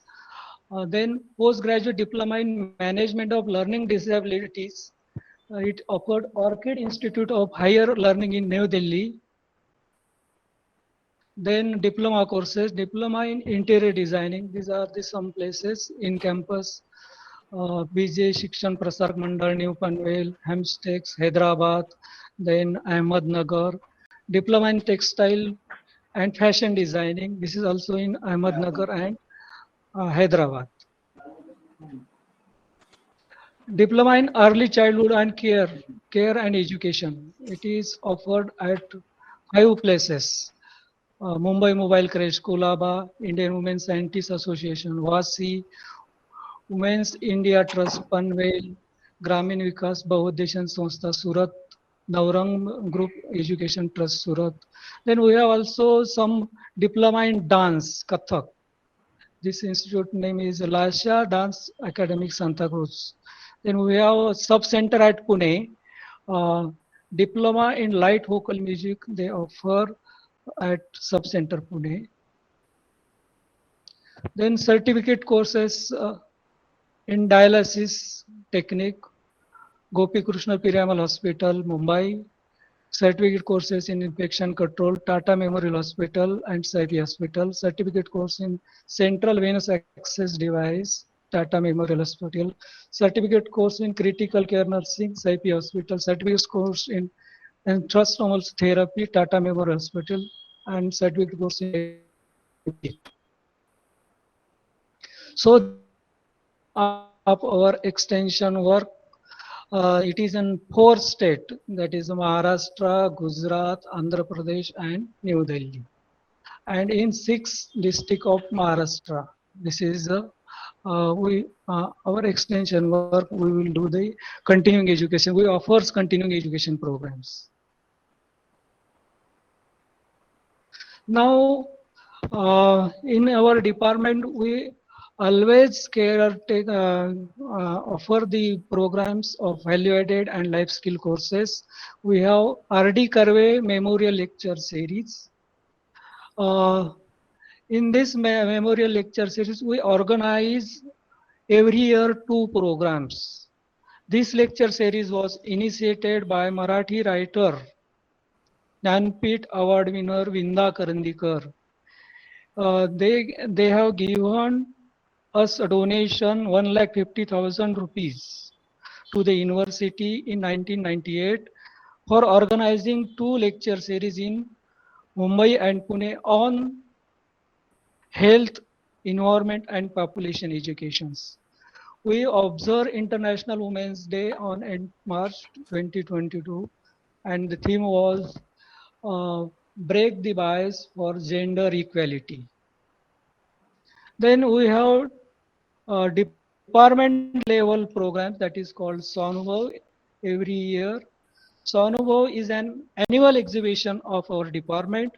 This event gives an opportunity to our students for to exhibit the skills and talent and display their work. Whatever was they have done during the internship, they can display and exhibit all the products for the sale during the exhibitions. Now, this is the teaching post status, today's status. We have sanction post 10. Right now, fill up post is only 2. Under cash, there is one and vacant post is 8. So this is the current teaching post in our department. Now, supporting staff, the teaching staff is like this. We have sanction post 10, fill up post 4, and vacant post is 6. We have organized national webinar on importance and lifelong learning and extension. Keynote address at that time given by Professor Dilip Patil, ex-director, Department of Lifelong Learning and Extension, University of Mumbai. At that time, the speaker was Professor Rajesh, sir, Department of Adult and Continuing Education, University of Mumbai. And presidential address is given by our Vice Chancellor, Professor Ujjwala Chakradevgan. Then another program we have organized, that is 1 week online yoga shibir. Janardhan Swami Yoga Abhyasi Mandal, Nagpur. This was online program. So linkages sorry to interrupt. Yeah. Please be precise in your presentation so that others Okay. So this is the linkages with various organizations of our department. I think this is the 37th organization we have linked with the various reasons. Now this is the media coverage. Then we organize education tour every year. So this is the some pictures. Then we have important committee, that is a job placement committee. Every year we call job placement committee for our MA non-formal education and development students. This year we have called for a job placement committee. So this is the job placement committee tour is going on. Now uniqueness of the features of the department. Department Impanel Agency of National Literacy Mission Authority, then Ministry of Human Resource Development, Government of India since 1988. Recipient of UNESCO LML Award, then sharing the infrastructure with other department, university, and other election commission also. Excellent networking with collaboration with various NGOs and working with grassroots level. Every year we organize annual exhibitions, Sonubhav, R.D. Karve, Memorial Lecture Series, Exposure Visit, and Job Placement Sale. This is our best practices, that is Sonubhav, LLA seminar, job placement, and study tour. So every year, students who secure maximum marks in MA non-formal education and development, they will got CD Dalal Gold Medal Prize. So last year, this Vina Pawar MA non-formal education and development awarded this gold medal prize. Thank you. Thank you. Thank you, Dr. Prabhakar, for your exhaustive presentation. It shows that your institute is doing a wonderful job in all aspects of lifelong learning and extension. So now I invite Dr. Priyanka Sharma from Jammu University.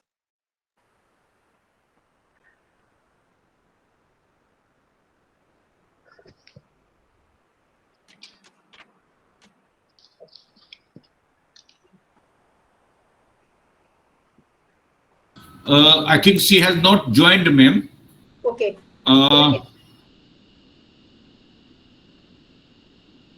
Dr. Misra, Dr. Patanjali Misra from Kanpur University has joined. Dr. Misra, you are here on the platform.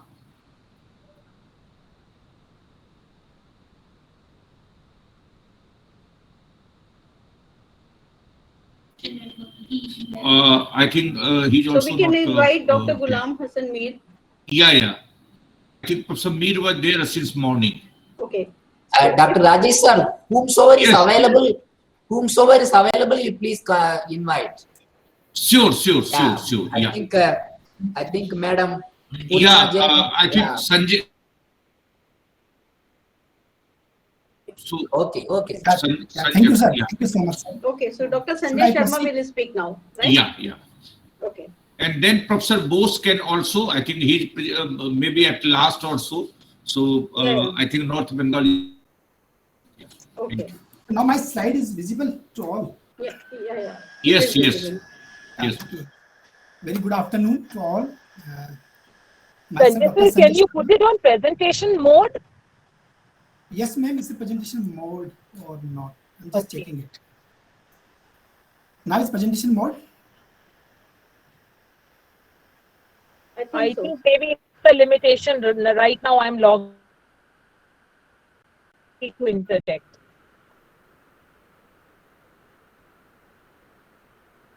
Because it is still. Yes. Okay.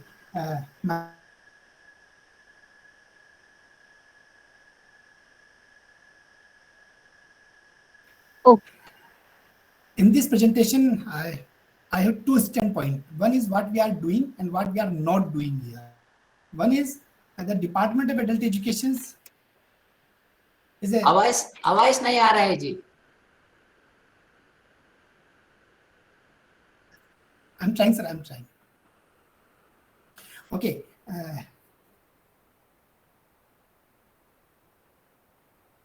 Now, so I think everybody should mute their mics. Finance my voice also.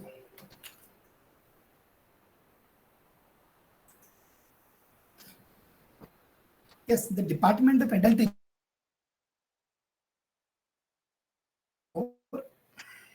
We just moved in 38 years of successful journey in the department.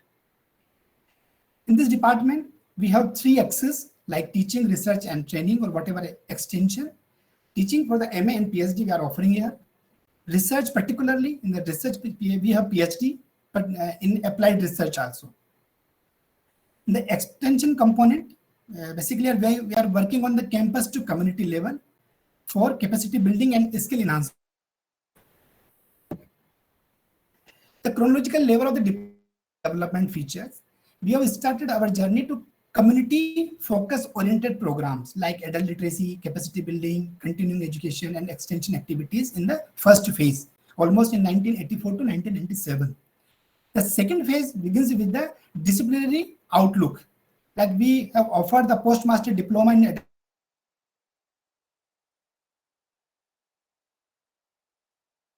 research begins in the 2005, and now we are working on some different kind of sort of certificate program like tourism management and others with the help of community college. In 2016, we deliberately having the stand in the epistemological departure for the community discipline, and finally Now the department is working on the professionalization or research focus in the setup of the Teaching Learning Center for Social Science, particularly in the Pandit Madan Mohan Malviya National Scheme for Teachers and Teaching. We are having our strength in the form of still department having the 5 posts, professors 1 is still lying vacant, associate 1 is still lying vacant, assistant professor basically sanction post is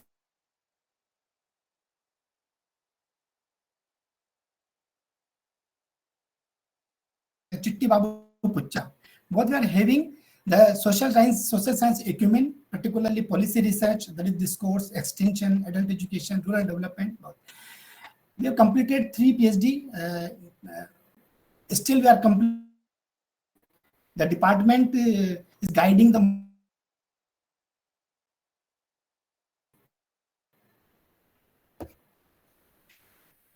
department. This program we are offering it the MA Rural Development and PhD. The focus of this department is the linkages with the professionalism, MOUs with Mata Sundari College, Mahatma Gandhi Kasi Vidyapeeth, SS Khanna Degree College, Rajya Shiksha Kendra Bhopal, Ajim Premji Foundation, Department of Women and Child Development, Panchayati Raj Institutions, Department of Social Justice and Empowerment, Department of Health, Government of Madhya Pradesh, State Resource Center, particularly for lifelong learning, National Literacy Mission, long back, and Sakshar Bharat in the initial stage. The brief, we can say, is faculty almost, we can say, we are working with the national or international repute, the UGC care journals.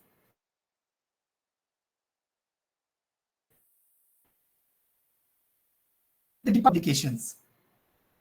Recently, we published a pathway, a happiness handbook for the elementary teachers for the Madhya Pradesh state. This handbook is we can say a soft format provided by the Madhya Pradesh state in the almost 17,000 schools of the state. And the following is, we can say, the Abhiyan, Mulya और नैतिक शिक्षा, AIDS चेतना, वृद्ध जन समाज, पंचायती राज और ग्राम पंचायतों की सामाजिक भूमिका, सामाजिक एवं नागरिक भूमिका, जनसंख्या शिक्षा and प्रसारिका.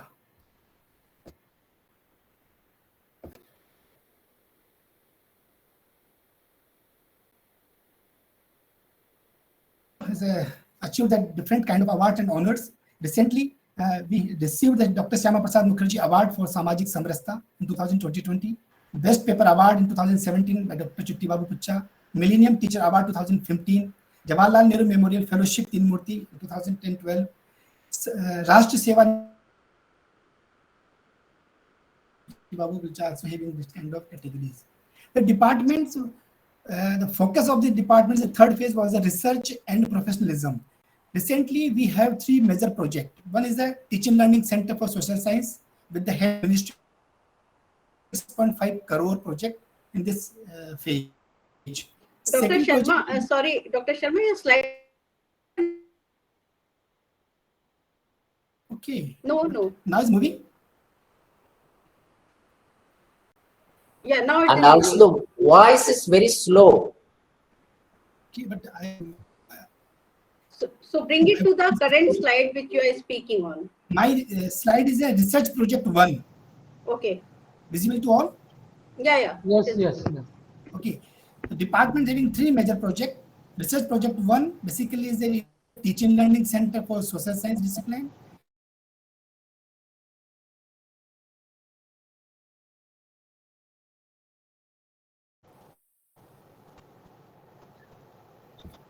Second project, we are working with the ICSSR, the revisiting the idea of nationality, pride and patriotism in Indian educational policies and curricular practices in school education.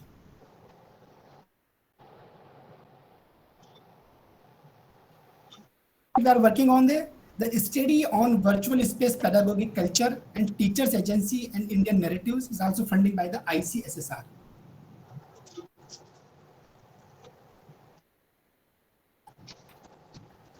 The significant areas of the current research work opted by the department like extension education, rural governance, rural empowerment, adult education, Dalit discourse, school pedagogy, social research, and women empowerment. In last 10 years, we find we can underline few best practices in the form of basically whatever we offering or the need based assessment come contextualized curriculum. The critical review of the existing curriculum by DPGC, Departmental Program Development Committee, Board of Studies, consultation with the subject experts from the various departments and universities also, feedback from the student and faculty, and community outreach. The mechanism for the sustained best practices is the feedback mechanism. Second one is a teaching learning program process.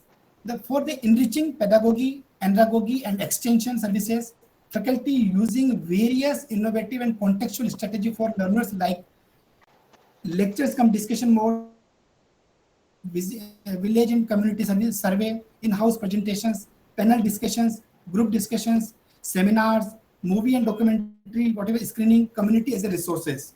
The best part of this department, we are using community as a resource, particularly in Bundelkhand region. Pedagogical monitoring, let's say the crucial aspect of this, our whatever entire curricular practices is the pedagogical monitoring. We can say it's the andragogical monitoring also in form of, because the departments, whatever we design our course on the basis of learning outcomes, various learning and monitoring strategies like continuous professional, whatever, continuous and comprehensive evaluation, internal assessment in the form of quizzes, presentations, group work, discussion, and many more. Midterm assessment and semester assessment on the basis of CBCS model. The outreach activities like project-based and digitations also. Term paper presentation in the higher order.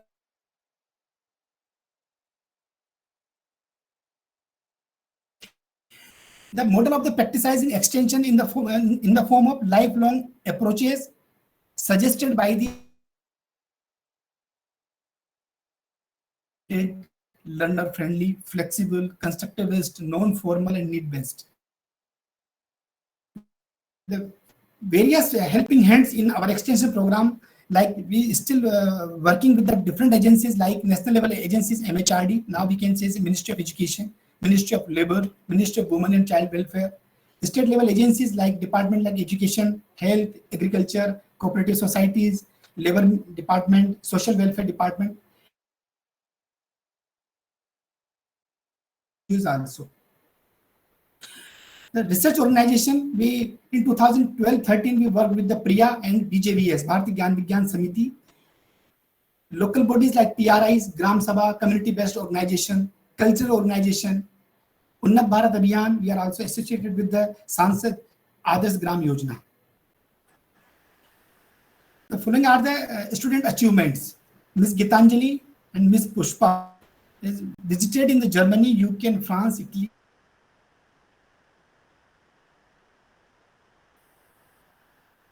Here is a national publication of the students, international publications and books also, chapters also in last 13 to 20 years. This is our catchment area, particularly for the department. The Department of Adult Education trying to approach the different segment or habitation near surrounding the universities in the 10 to 15 kilometers. These are our whatever our strength. Still we have the challenges. Is the infrastructure challenges. We can see human resources. This is our the department.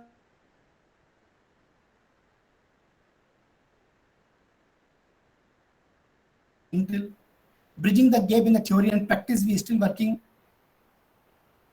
Need-based and sorry, Dr. Sharma, you have already told what you are doing. Now, please highlight what you are not doing. Yes, ma'am. Yes, very we are precise. not doing. This is my finding. It's not for us because it's not for the Department of Adult Education, particularly Sagar University. It's I think it's applied for the entire stakeholders of this conference. From more than 4 decades, when we are or whatever adult education is stabilizing in the in various universities. We are still struggling for finding the nomenclature, finding the name, sources, finding the human resources.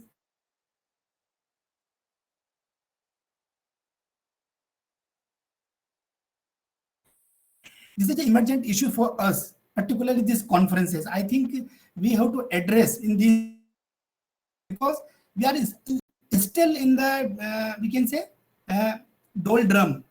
We are part of the faculty of education or should be part of the faculty of social science. The different universities having different nomenclatures. The adult education is a discipline of knowledge or practice or both. We have to work for it also.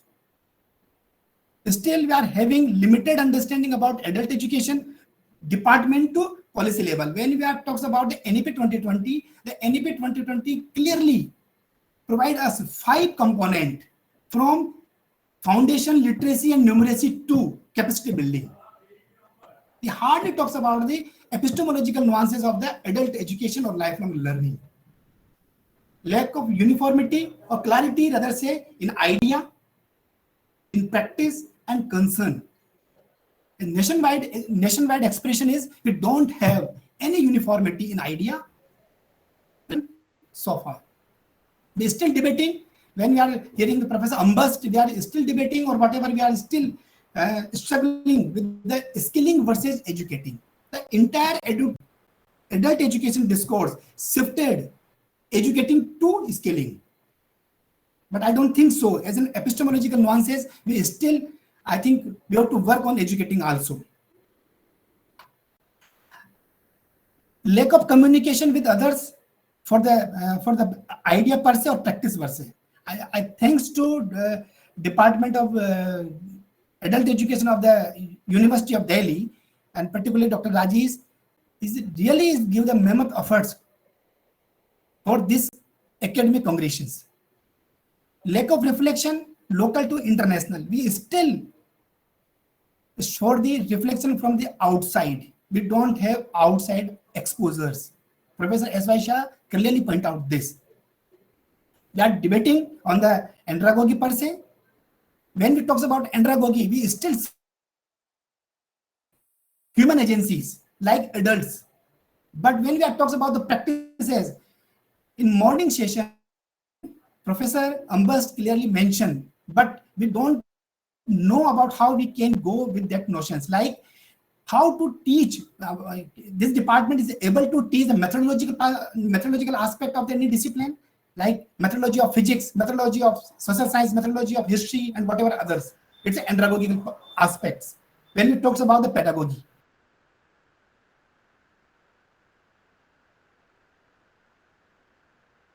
still the UGCs don't have a feel when we did the different stories or different policies also. My submission is in this presentation, initially I mentioned clearly what we are doing, what we are not doing, but we can do this today. There is a serious need to uniform nomenclature, whatever we suggest. Uniform, or whatever quasi-uniformity in the courses, entire courses. Some universities offering the rural development, some offering the whatever in different nomenclatures. Uniform designation we don't have. Still we are having the project officer also, some kind of director also, or we have professor also. So please, my submission is kindly do this. We have to work on the research. There is a need, there is a serious need as an academic body like Adult Education Congress. There is a serious need for the approaching the UGC, for the approaching the net discourse also. My last submission is thanks to you for listening me. Thank you, ma'am. Thank you, Dr. Sharma, very much for highlighting the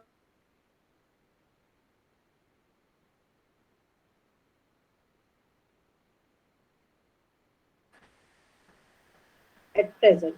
So now I invite Professor Satyavati B. Reddy Chella, if she's there. Yes, ma'am. Yeah. So I invite you to speak. Thank you, ma'am.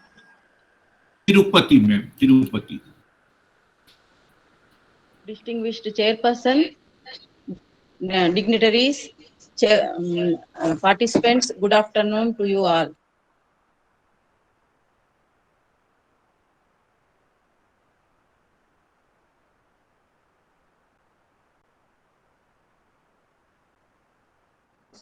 Which was established in the year 1972.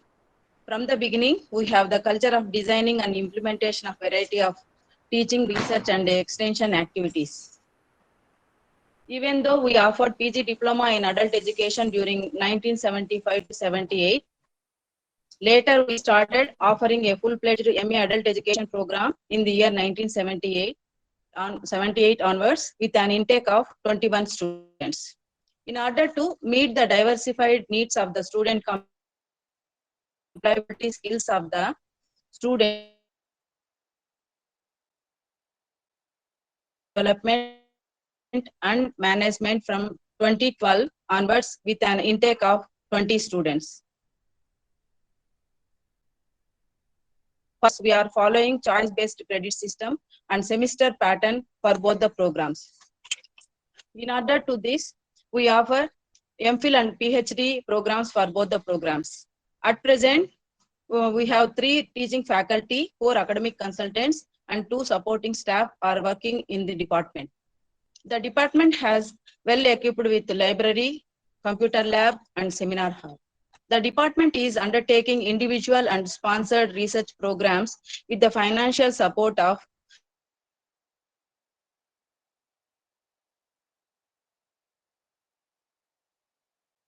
since 1980, 39 PhD, 17 MPhils, 94 minor and major research projects, 337 project works at PG level were completed successfully. Directorate of Adult Education, Government of India, New Delhi has empaneled the department as external agency to evaluate adult education programs. Since 1998 to till date, adult education programs of different states, Jan Shikshana Sanstans and SRCs were under evaluation. So far, we organized 2 international seminars, and our research contributions 444 national and international reputed journals. We brought 120 books. The department has initiated dissemination of research findings through publications of Journal of Adult Education and Extension and several books. Under the extension activities, the department has Regional Resource Center during the year 1978 to 1986, NAEP unit 1978 to 86, Population Education PERG 1983 to 2003, Nucleus Cell 1989 to 1991 to provide resource contributions of us in the field of to the adult learners, material preparation. In addition to this, we adopted several villages conducting literacy promotion programs, awareness programs, health camps to develop favorable attitude among rural community. Recognizing our potentialities, UGC has granted Special Assistance Program DRS1 for the period of 2009 to work action research and and counseling. We used to organize training programs to the coordinators of career guidance and counseling cells, guidance and counseling camps for students. To increase the employability and entrepreneurship skills among the students, non-student youth and women, we conducted computer programs, computer courses, tailoring, sari printing, painting, embroidery,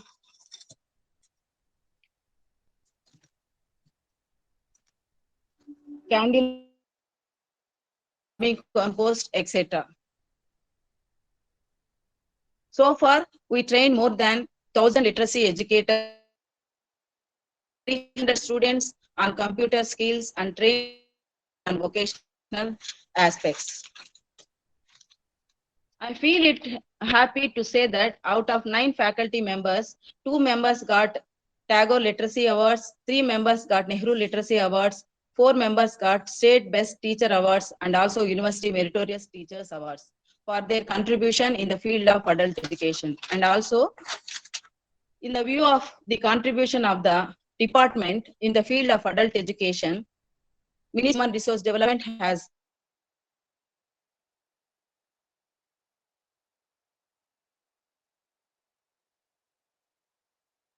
Venkateswara University. This is all about our department. Thank you, Professor Rajesh sir and the chairperson for giving me this opportunity to be the part of this event. Thank you, one and all. Thank you, Professor Satyavati. You have been doing a commendable work through your department, and you are contributing to the society also. Okay, so I congratulate you for all your achievements also. Okay, So, thank you, ma'am. welcome. So may I now invite Dr. Meer, if he's there? Is Dr. Meer there?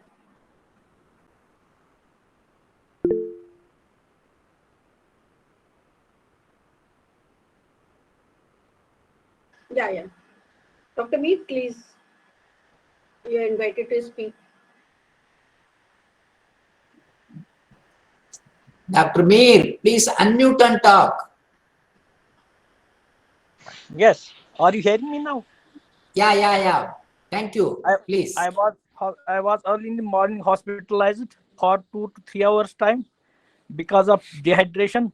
I am on the bed right now, but I'm attending the seminar, national seminar. Like anything, I am pleased to hear to all the scholarly people.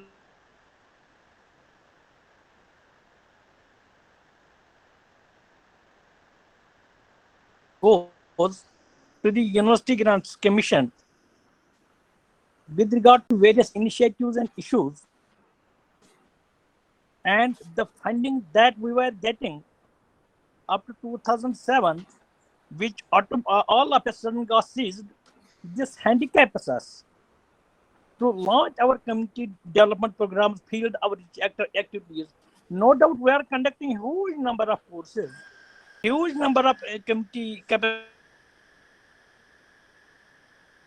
Fact is that it has not, because finances are needed. I don't need that is to motivate to start a center in the community, to enter into dialogue, to develop an understanding with the people. It is a must to recommend very strongly to the University Grants Commission that this department, by and large, as you have talked in terms of 3 wings under the same umbrella, that is lifelong learning, adult education, and the extension education, and the agriculture extension, so forth and so on, and extension development. This has to be, in a way, put in one, so that things is our students are concerned. We should assign them more and more job, because it is the job of, we have to develop relationships with the community, develop meaningful and support, meaningful rapport with the community. Therefore, students are the best instruments, best tools for us.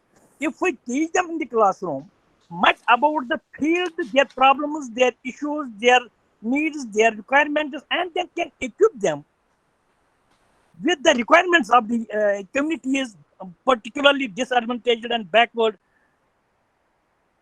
This will be outcome based. This, otherwise, if we will go this theory based, because now theory based in European countries have gone away now.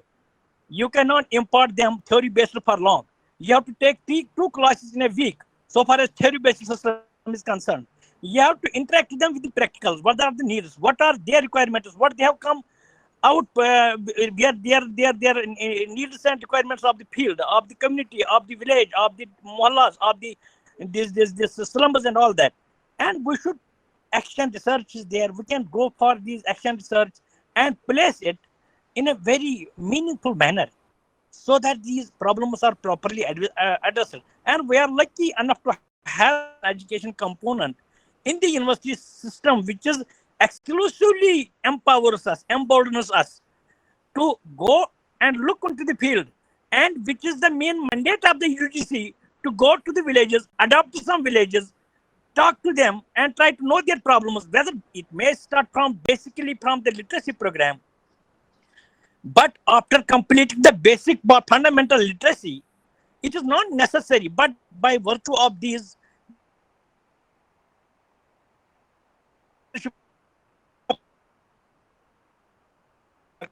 NIOS, SIOS, and simultaneously he has to be given some skill. But that I have been emphasizing in the previous conference at Delhi as well, New India Literacy Program. Unless and until there will be a concerted effort from all the departments of the country of lifelong learning, or the departments of adult and continuing education, or what else the names are there, and there should be a concerted effort, and there in some manners, maybe the in Kashmir, we can, but will go to the UGC, to the higher ups, to the authorities, with the uniform curriculum, with the uniform action plan, with the involvement of students of entire departments of the university. I think our mission will be universal. It will catch. It will be appealing. It will be attractive. But I will be emphasizing on one important point also, that we should give some credit to the students for all this work that they are going, because it is not possible to involve a student without giving him some credits for his work in the field, for connecting the university to the university, to the community, to the village, to the rural areas, to the urban slums, and all that. Then I think these are my words. I would, because I am not feeling well. I am मेरी रजाई ऊपर, मैं रजाई के नीचे बैठा हूँ. I understand your problem. I was also in bed. I was also admitted in AIMS, and I also spoke on some national. वो बुखार मेरे पास, मुझे इतना बुखार है, कहने की बात ही नहीं है. नहीं, thank you very much. It is so, but I will see Professor Dr. Rajesh. Yeah.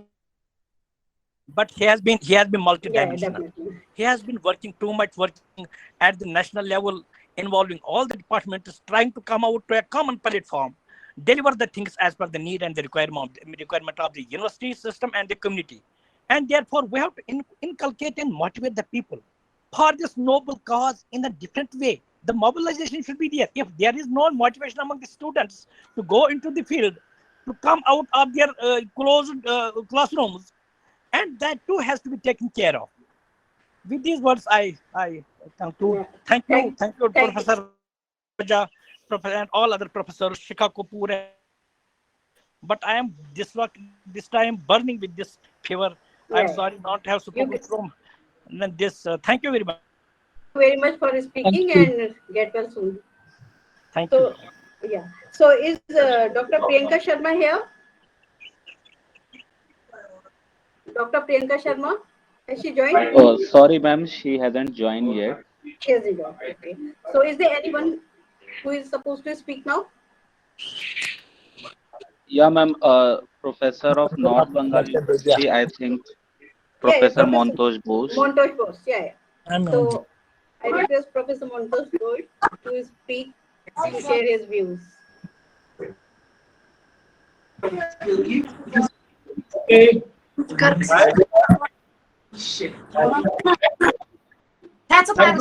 Also Shingit. Maybe you won't get a doctor here. I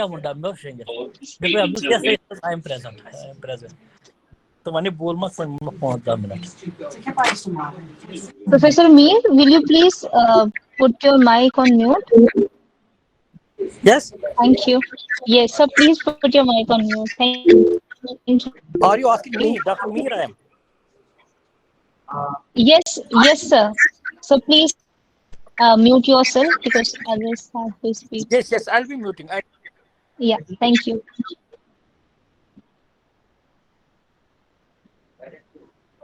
Mantosh, sir, you can start. Yes. Yes, I'm Mantosh Bose from North Bengal University. I would like to thanks to Professor Rajesh and his colleagues for giving me opportunity to chair and the presentation in the important national seminar. So within a short span of time or paucity of time, I would request to the dignitaries or the presenter to present within a limited or the stipulated time, 5 to 7 minutes. So first of all, I would request you, Paramjit Singh, head of the Department of Lifelong Learning and Extension of Punjab University. Paramjit Singh is there. Paramjit Singh. The next, Paramjit Singh.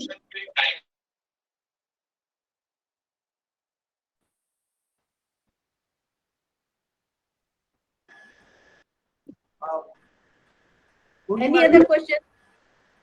We can write questions from the audience or those who have joined online. So if they have any query, they can ask. Okay, okay, okay.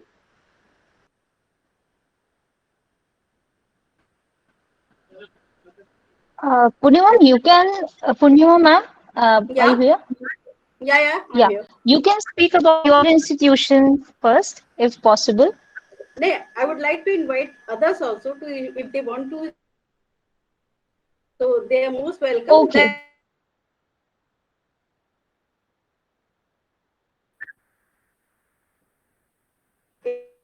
If there's no one, then we'll speak.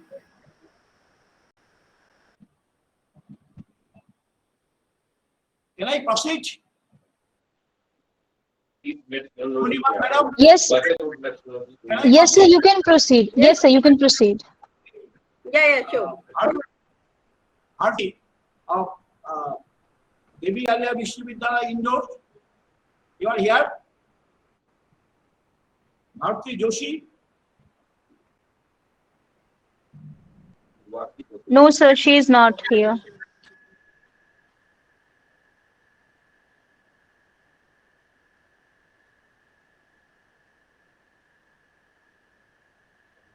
I have talked to him. He was in. Paramjit Singh? Paramjit Singh? I think they're not there.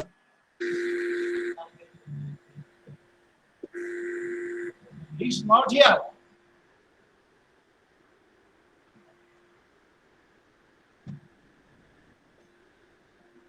Dr. Nishikant Raut?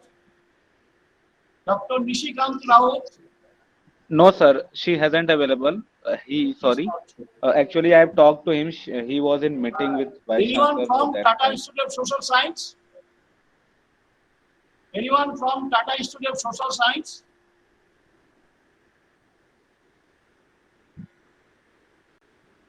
I think no one from Tata Institute of Social Science.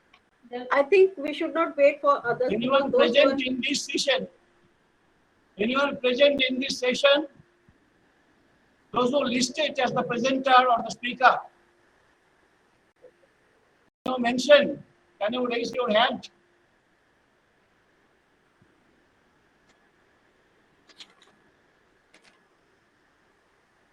I think we can speak about ourselves.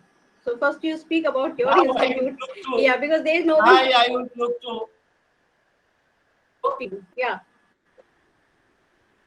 Now I would like to request Professor Purnima Join to present her presentation. See, I have not made any presentation. University. Yeah, I have not made any presentation. Purnima Join? Yeah. So, we are doing in our university a whole year. Not the lifelong learning who is contributing to the society. It is the policy of our university. It is the education policy of our university to serve the society. So whole university is intended to serve the society. So precisely speaking about our department, Department of Lifelong Learning and Extension, so we are doing number of activities. We are running one postgraduate diploma in safety, health and environment. So it is received well by the students and by the society as well. Besides that, we are working at the grassroots level. We are working in the slums, we are working in the villages also. So there we are running extension activities, we are offering skill development programs to women of the weaker sections, especially. So we go to villages, we go to slums, we take our instructors, our teachers also there. So there they offer their services and they generate employability skills also among the women. So their employment rate or their financial independence is feasible because of our department. So in 2013, they paper on globalization in developing employability skills, challenges and their solutions with reference to NSD and government section plan and role of lifelong learning and extension department. So this paper was also well received and I chaired also there one session also. So what is the role of lifelong learning or adult education department? It is teaching, research and extension activities. What is more important is the extension activities because teaching and research is the duty or the responsibility of other departments, other subjects also. Although other subjects can also contribute to the society like our institute, our university. So we are running courses from 1 week to 3 months, different types of short-term courses as per the needs of the beneficiaries.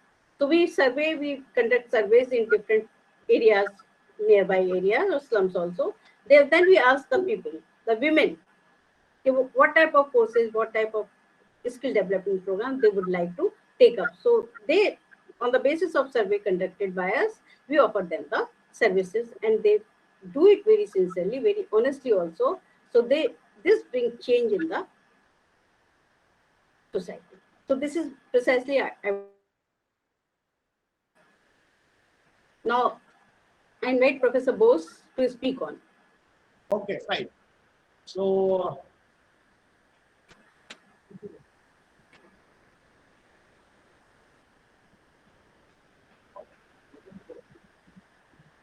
okay.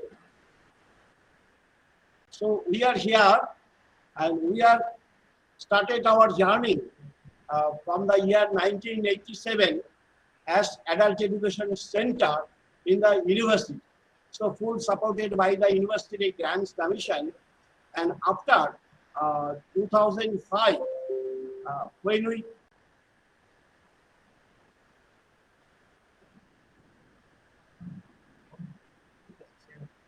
Your slide is not visible. Okay. When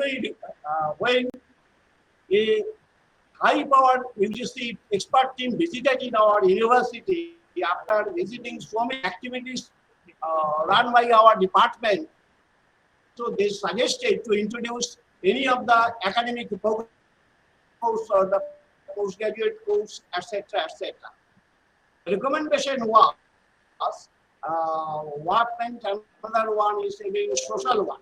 After 10-year discussion among the department and the university authority, we decided we will introduce MA in rural development. We started our journey, our academic program from the year 2006-7, and still it is continued. And most interestingly, so day by day, year to year, our student strength is increasing.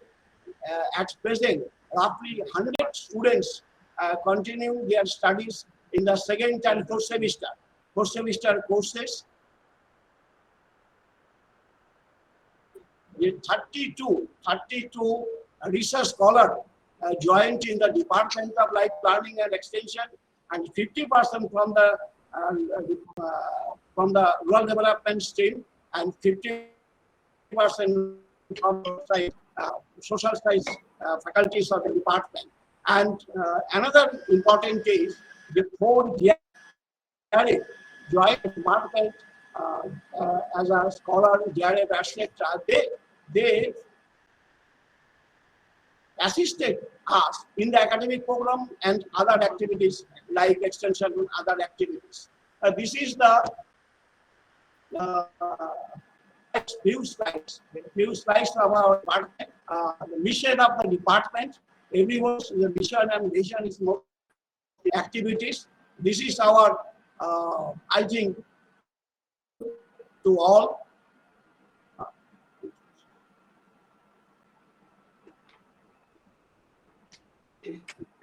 The goals of the department. So, to strengthen the process of human resource development, to build up the linkage between the community and the university, it is important to develop linkage between the university community. So, our service region is a northern part of West Bengal. Extension activities, training, etc. And the 8 districts all are northern part of this region.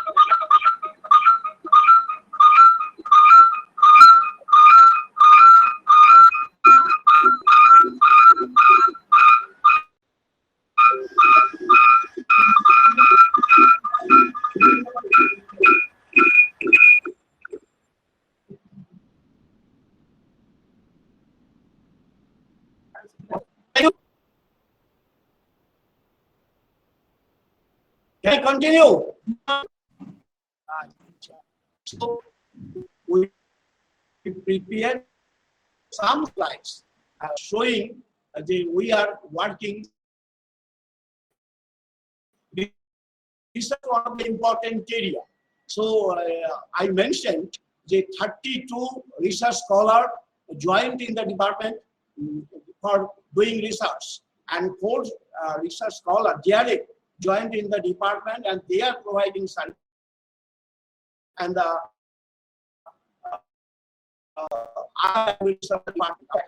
teaching, research, training, and action. Everybody knows what are the different social issues. We are preparing ourselves to provide or arranging on the different sources in our video. Some cases, campus, it is our big campus, and obviously outside campus, any place of the Bengal region. One of the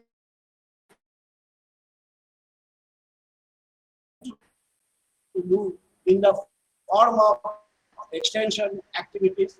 So extension is only courses. In the name of extension, we introduce so many courses, maybe the secondary courses or the 1 month courses. Our activities is every year we are conducting 1 month certificate course on health education of children, and most interestingly, at the same medical college, name of the college is North Bengal Medical College. They are collaborating us every year, each and every year, and the entire department.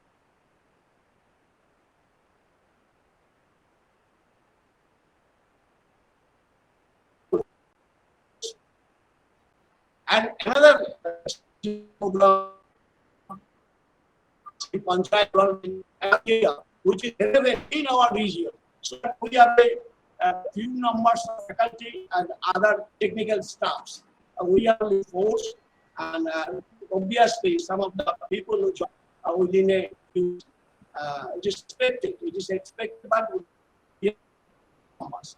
With the few numbers in our trade along with the we under our department. But one thing should be mentioned: we received grants for conducting from the UGC up to 2012, and after 12 it is stopped. But university grants, 2 years back, they sanctioned a huge amount to the university authority, and we are lucky enough. Our university authority, they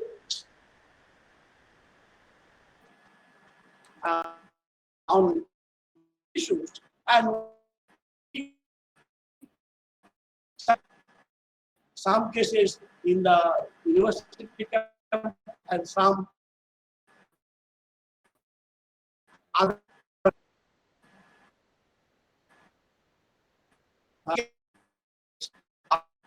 we are trying to avoid services roughly in the next activities. We have 3.5. We have a plan. We have in the near future. In the near future, we will enroll postgraduate students in the university campus. And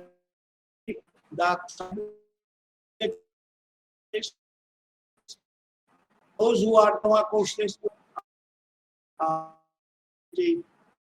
maybe student or others to cover the activities. And the few years past that we cover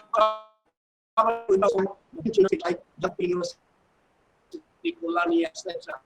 We have a plan to introduce with the international and national and different universities like Delhi University,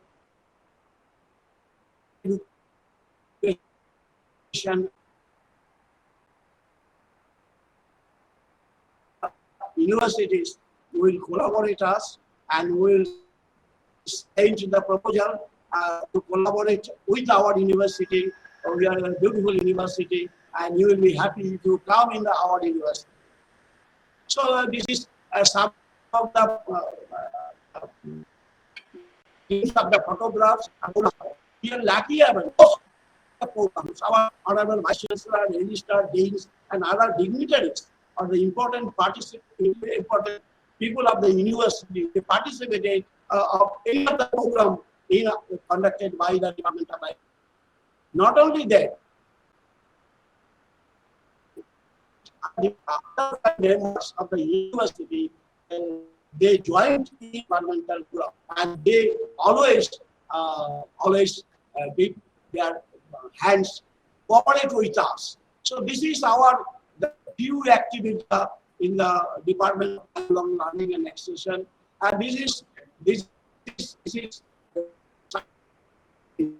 something that to extend our activities like academic program.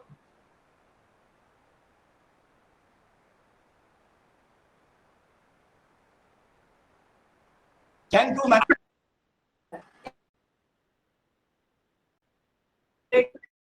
With each other because every department is doing a great work in the field of lifelong learning or adult education. So they have distinctive activities, distinctive data of department. So if we collaborate with each other, we can really work very well in that aim of the service of.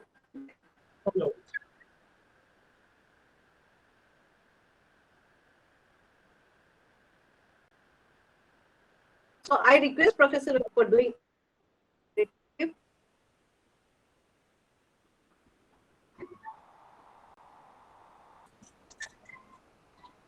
Professor Rajesh. I'm sorry, ma'am. Actually, Professor Raj is in a meeting with NIST, National Institute of. Acha, okay, no problem. Yeah, ma'am. Actually, the next one is about recommendations and decisions for UGC and Ministry of Education.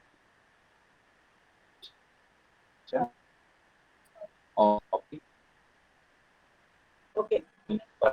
So now I request everyone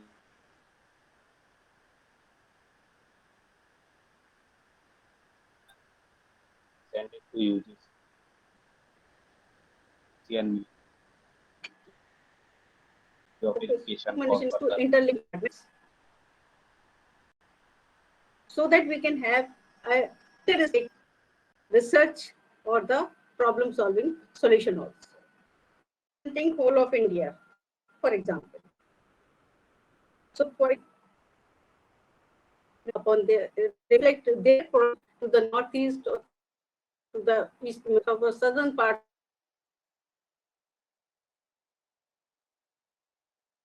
various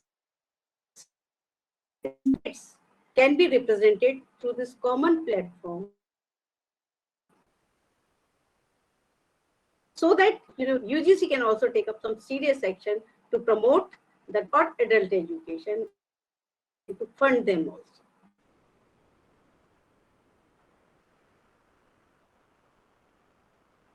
You unmute your mic. Unmute your mic. Sorry, ma'am. Special, first of all, thank you for chairing the session.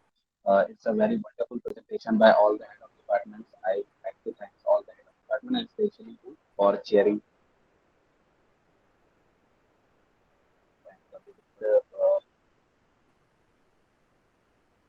Suggest interlinking all the departments of lifelong learning from different states and colleges of India. And I would ask if any recommendations from other head of departments for working like literature or regarding UGC net example suggestions and recommendations. So we would start work on that.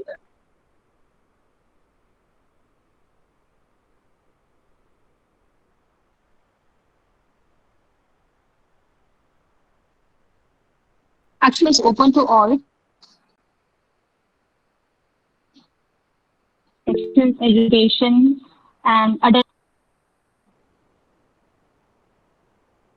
and for the deans and professors also. Please recommend us something so that we can maybe do something adult education fraternity. Thank you very much for inviting the suggestions and the constructive ideas to implement in the near future. Can you hear me?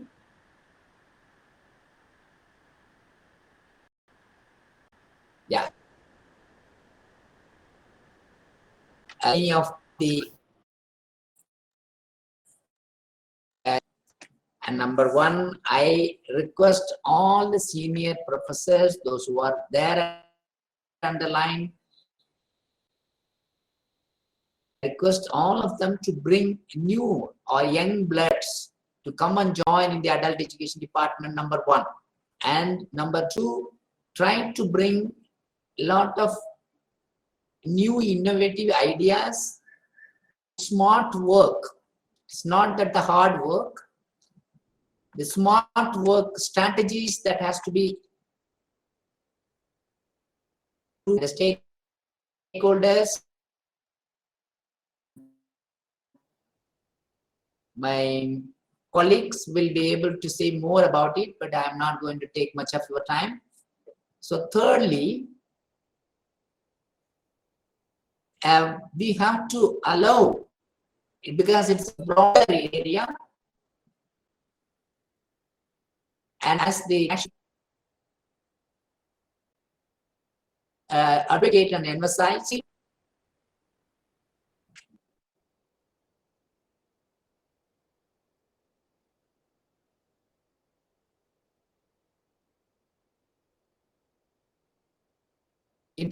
under one umbrella of either adult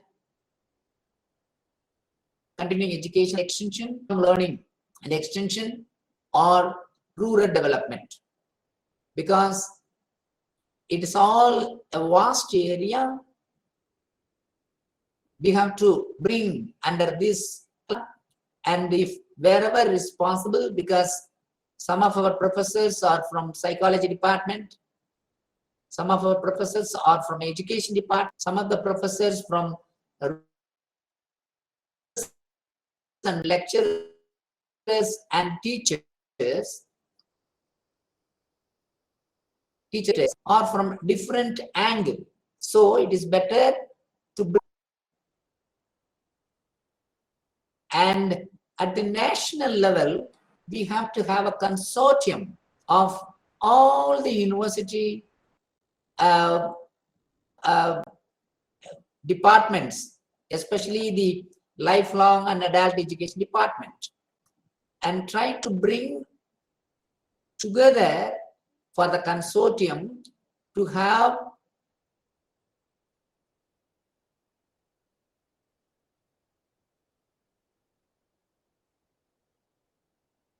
a month make what is a tangible going on, what should be done, results. And because the title itself is a very challenging, and the prospects and scope of employability, unless our students, unless our siblings would not be able to get employment opportunities, and they will not be able to come and join in our course to build and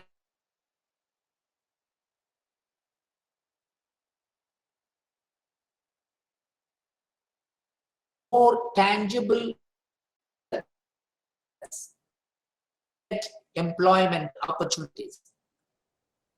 Once they get employment opportunities, and we need not worry about it, because more and more students will join us. Collective and conservative and collaborative activities should be strengthened, and instead of looking for funds from others, we have to get funds from ourselves.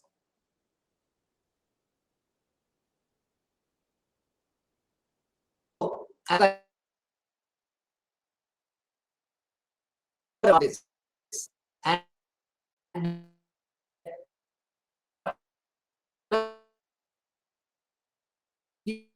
I'll come and I'm able to deal with organizing this all over.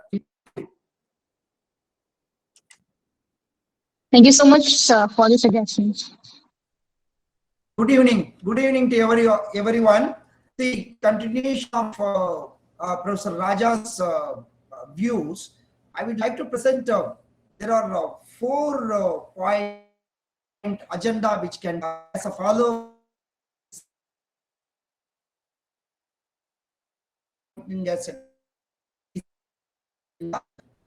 And already the Gandhi Institute is working with Professor Rajesh in different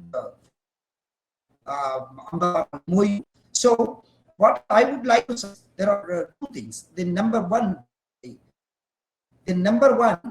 kind of consult need to be carried out.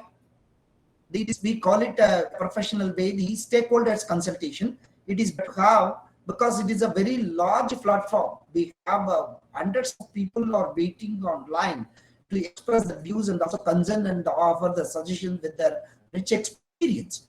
So it is better to have a regional and state consultation, which already Professor Raja and myself, we have already planned, and we will be planning sometime in September. We will be doing that kind of insights what to go about. So this is number one, which is very much required, and the concern is there for that, and we have to do it. And regional level stakeholder consultation, when we take it up at a regional level, there is one more kind of an what I call tying is more easy. The a professional one. This probability education. So where also we can have and tie up an inter-institute collaboration, and also sort out the regional level thing, what needs to be emphasized. This stakeholder consultation, which need to be can be an the Delhi summit now, and that our fraternity at a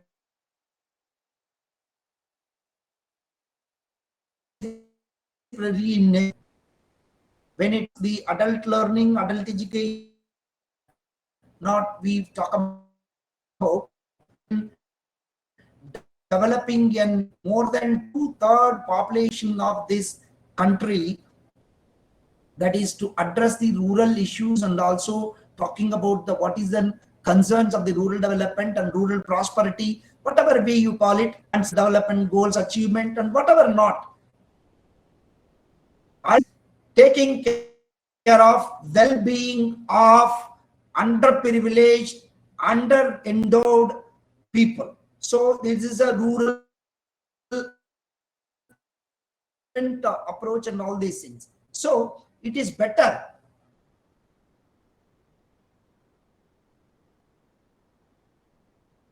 we can bring adult education, adult continuing education and extension, lifelong learning and extension, rural development and extension. So all these three subjects more or less will be giving a similar kind of, not the same, similar kind of an input for any kind of a level, and researching also happens on multidisciplinary and transdisciplinary.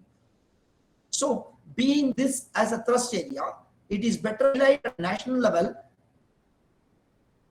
This can be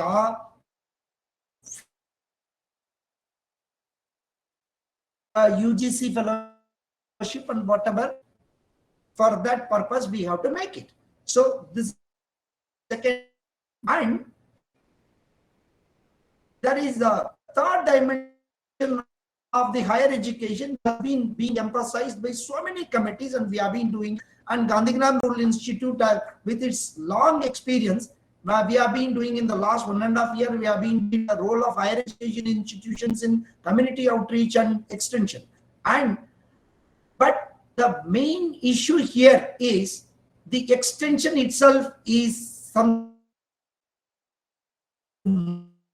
most of the adult educators, lifelong faculties are well versed with that.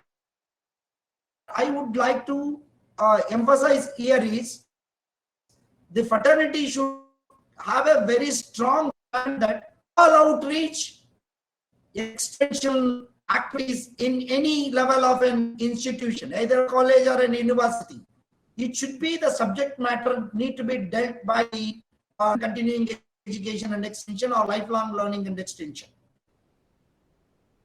Because we are as a field workers, as a marshal, we are experiencing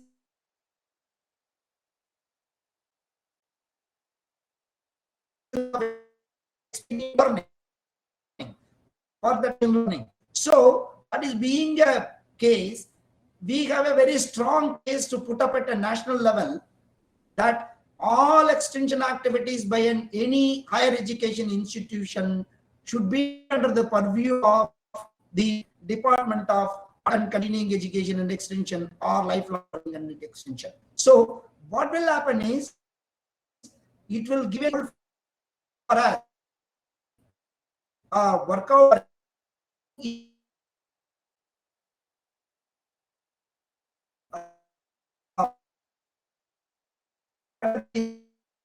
time will happen. I think Madam must be there.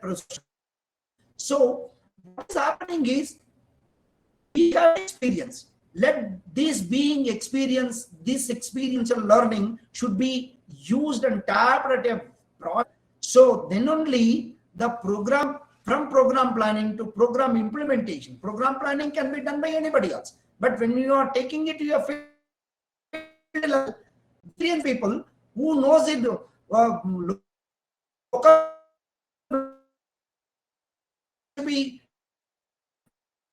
so for that purpose learning the adult educators have to come together, and the proponent of the lifelong learning professors should come together at regional level. And the very important subject, the extension should be made. Done in 1980s and 1990s, the extension and community outreach, the subject has to be brought under the overall subject of adult continuing education and lifelong learning and extension. So it will be a meaningful one, properly and adequately, effectively and efficiently. Thank you for giving that opportunity.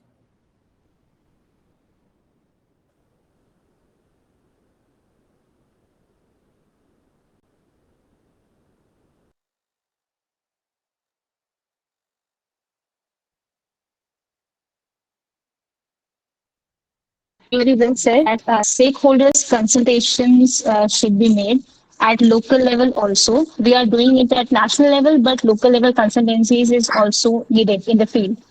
And multidisciplinary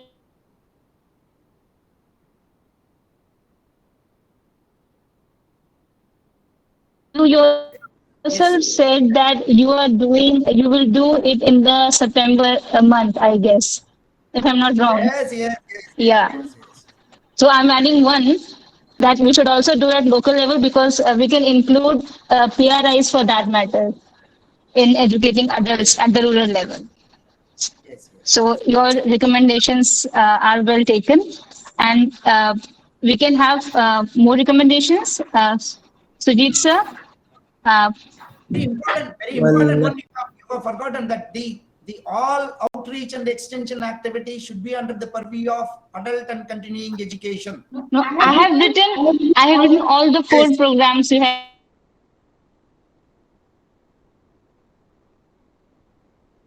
mentioned. Thank you, Jyoti.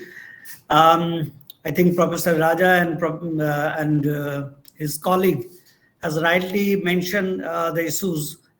Uh, I want to say that I joined this department in 2000, and still, I mean, in between, I joined in another department, that was Department of Rural Studies.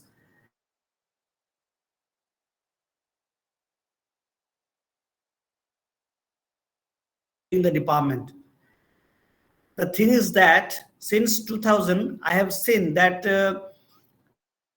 adult continuing education and extension,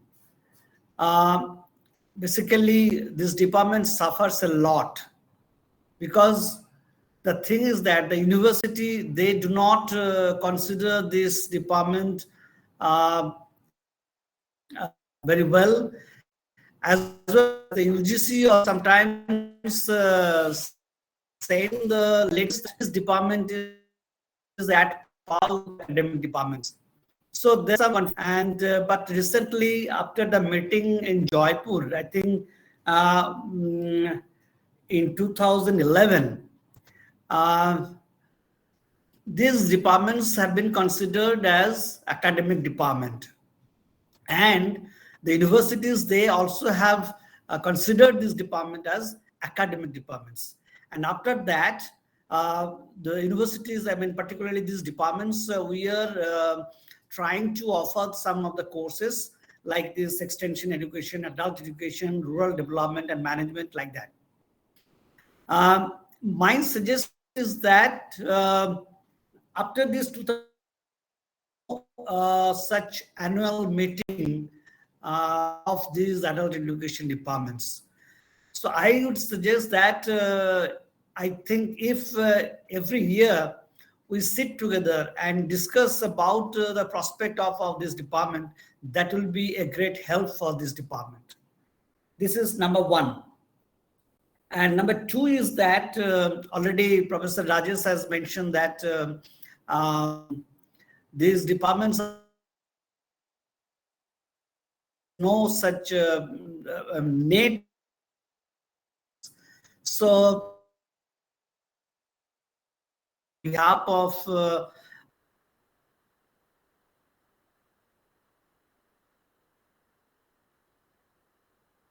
see that these subjects should be included in NET examination.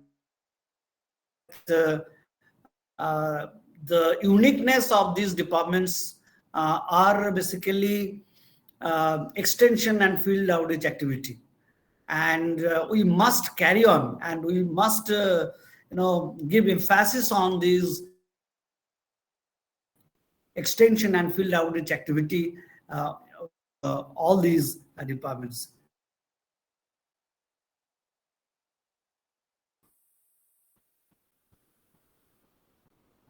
thank you so much, sir. Yes, Dr. Sujit, extension is the third important function of higher education. So when we are talking about trinity of higher education, so we cannot have teaching research without extension.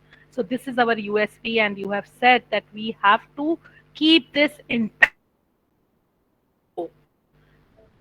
So that is the point in time where extension is a component. All of us have to keep this function intact happen and to strengthen if it is getting I weak agree. because of any reason. I agree. Yes, Mandosha, please Hello. provide your valuable suggestion, please. Few years back, you are Miss Delhi University conducted one of I was present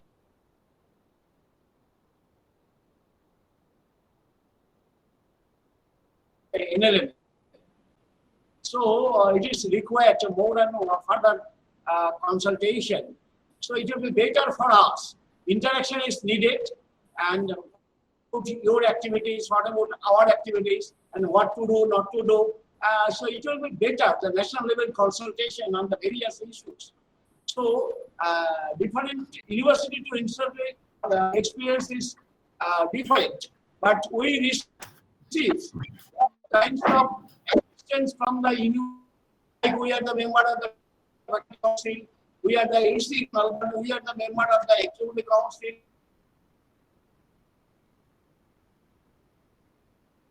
So many state level, university.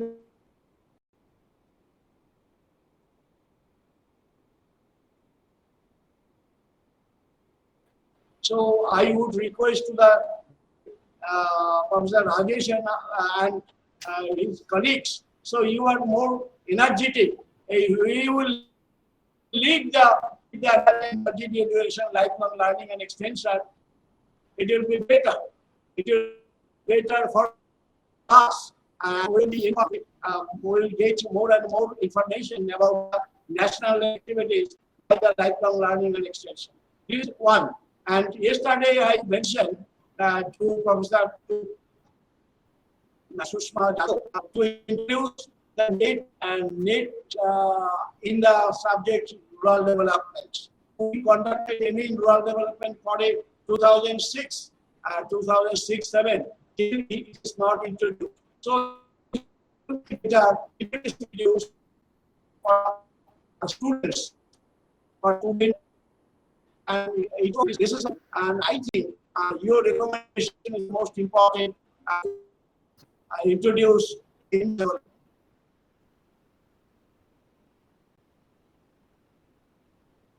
I don't know what is the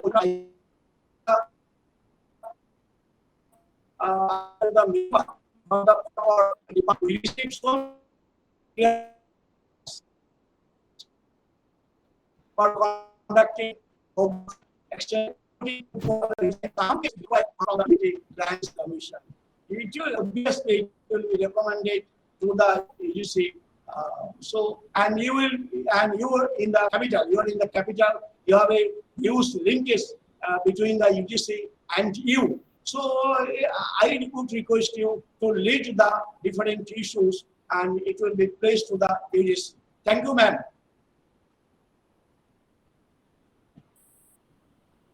Thank you so much, sir.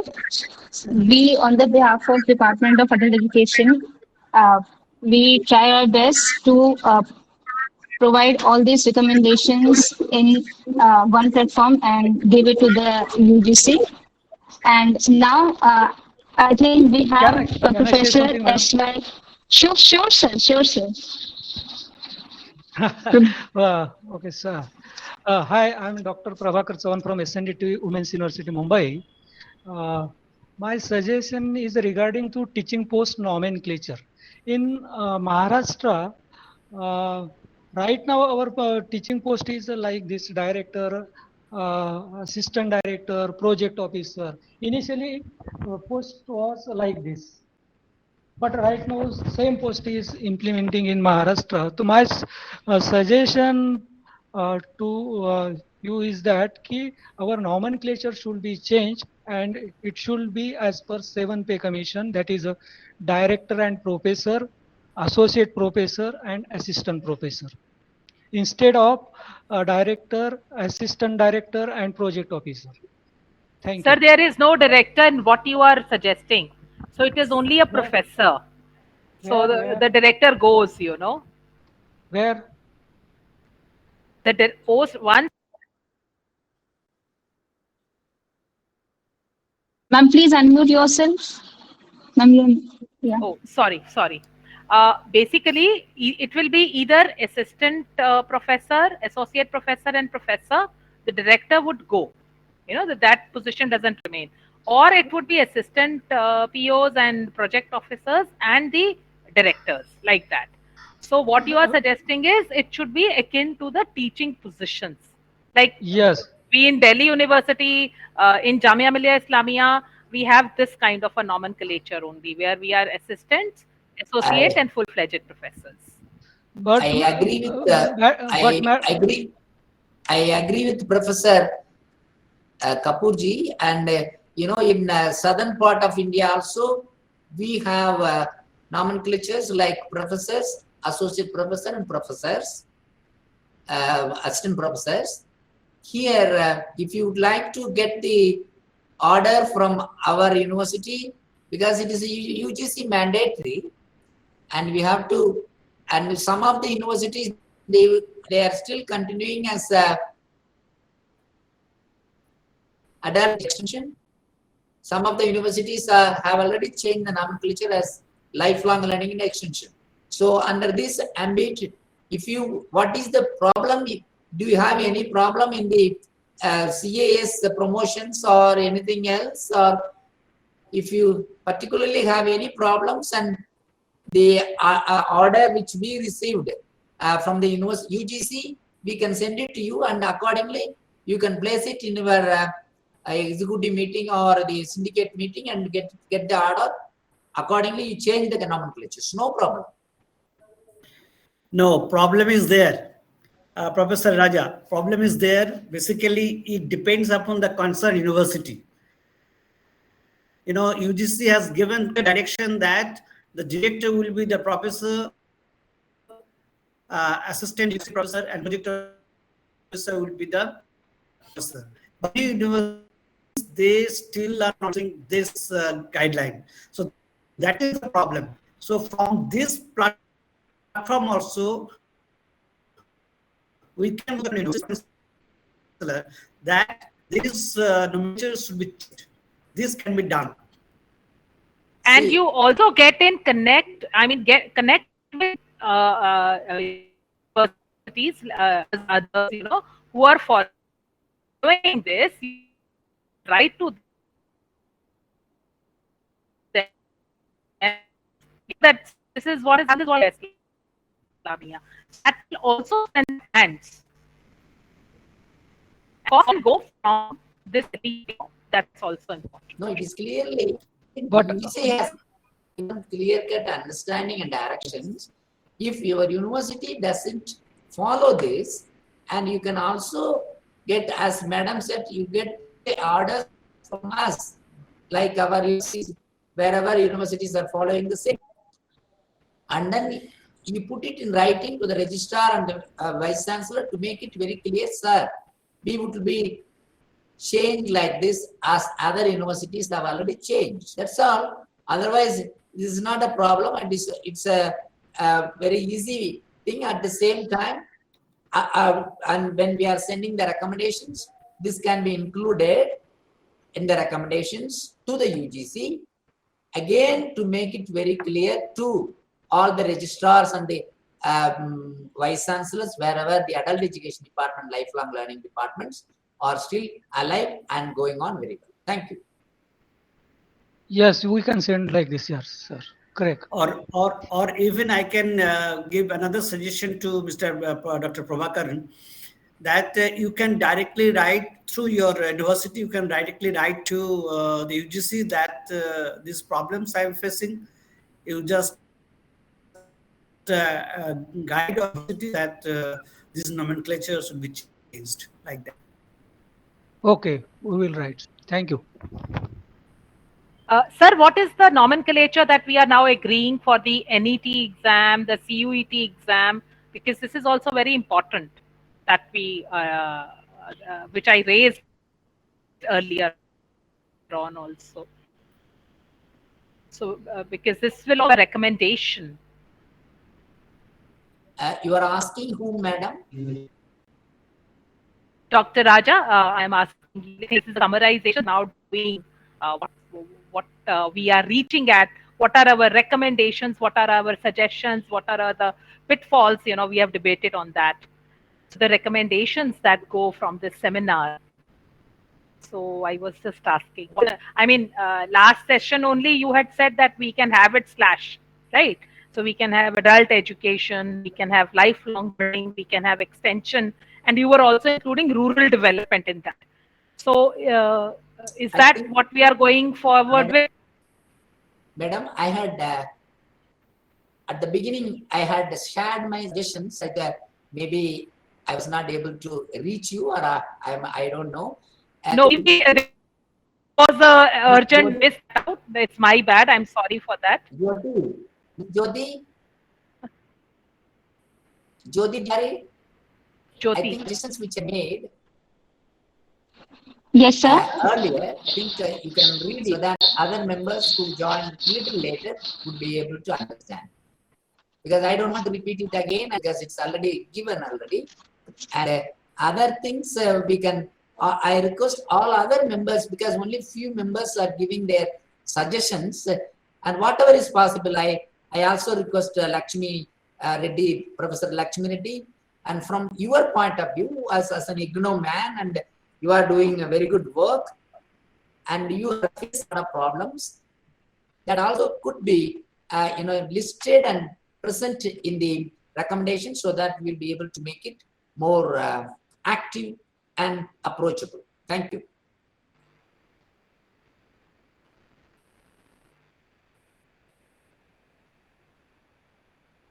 Actually, I think many of the dignitaries have left now. So uh, I request the suggestions, valuable suggestions, so we can compile them in written and provide them to EDC and Ministry of Education. Uh, we have seen Sikha. Yeah, and also we have sent an email to all of the head of departments, and there is a Google form link which is attached with this mail. So, on the behalf of Department of Adult Continuity Education Extension University of Delhi, I would like the request to everyone just to fill up that form, because we are creating a national database for all the lifelong learning and extension department of all over the India. So that's why we have a national database of all the departments. So that's why we have a clear knowledge about how many faculties, what the nomenclature of the department is, and what the areas the department is researching, and what are the action research they are performing. So if these things have a, we have a, if we have a control of these things, then we can unite as a other courses, other subjects, and just like the head of department is suggesting that we have to consider it as a rigorous discipline, like we have a, हमारे पास अपना एक methodology होनी चाहिए, हमारे पास एक अपना विषय नियम होना चाहिए. So that thing is very important for us. We cannot move toward just like साक्षर भारत किसी प्रोग्राम या मूवमेंट के तहत नहीं. We have to move as a course discipline. We have to understand ourselves as a course discipline. So this is my suggestion of feedback about this, and I request all of you to please just fill the Google form and just provide it as back, so we can provide this national database to in offline meeting. Just we are organizing in September 2020. So finally, I would like to add one more thing, Jyoti. Many of the professors and the teachers, they are finding it very difficult to go for extension activities. The fact is that it is not a mandatory, number one, and it is not included in the, what you call the, if they go for promotions and all, they need credit. If it is not credited and it is not being recognized by the institute or the university, they are finding it very difficult. So this is a problem, and it is, in order to solve this problem, the UGC has to, and please include, very important, UGC has to. It is not only for the teachers and adult educators, those in the Department of Life lifelong learning adult education, but extension is a component, third component to the entire universities.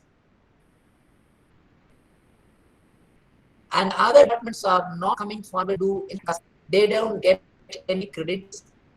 So if the UGC make it mandatory and bring this extension or adult education and lifelong learning as a 2-credit course, as a compulsory course for all the students in the, in the higher education institutions, and the teachers and those who are involved in the field work and extension activities would get credit out of this. Say, for example, if I publish a book, I get 15 points out of that, or even 30 points out of that. If I publish an article, I get 10 points out of that for my CAS. Like that, lot of points which they are generating while publishing books, while publishing articles and all. Whereas when we go for extension activities and it is not being properly recognized or credited or bring the points for the CAS activities or CAS, career advancement schemes. So that is why the UGC has to give due respect and recognitions for the people, those who are involved in extension activities, especially for the Department of Lifelong Learning, and they have to add in a special way to bring the extension activities. Say, for example, if I am going for a field work for a day, the whole day is being wasted without publishing anything, without bringing that into the book form. So that credit, when we teach 1.5 hours, we get credit out of that. So in a month, we have to teach 16 hours. Like that, this also should be included in the credit. And the second one, to make it as a mandatory for all the students in higher education institutions. I think if this recommendation goes, and all the teachers and adult education will get good benefit out of this. Thank you.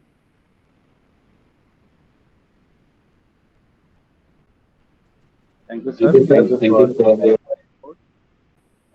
Uh, I have seen that Professor Reddy is joined with us. I request them to just provide some input here. Uh, possible.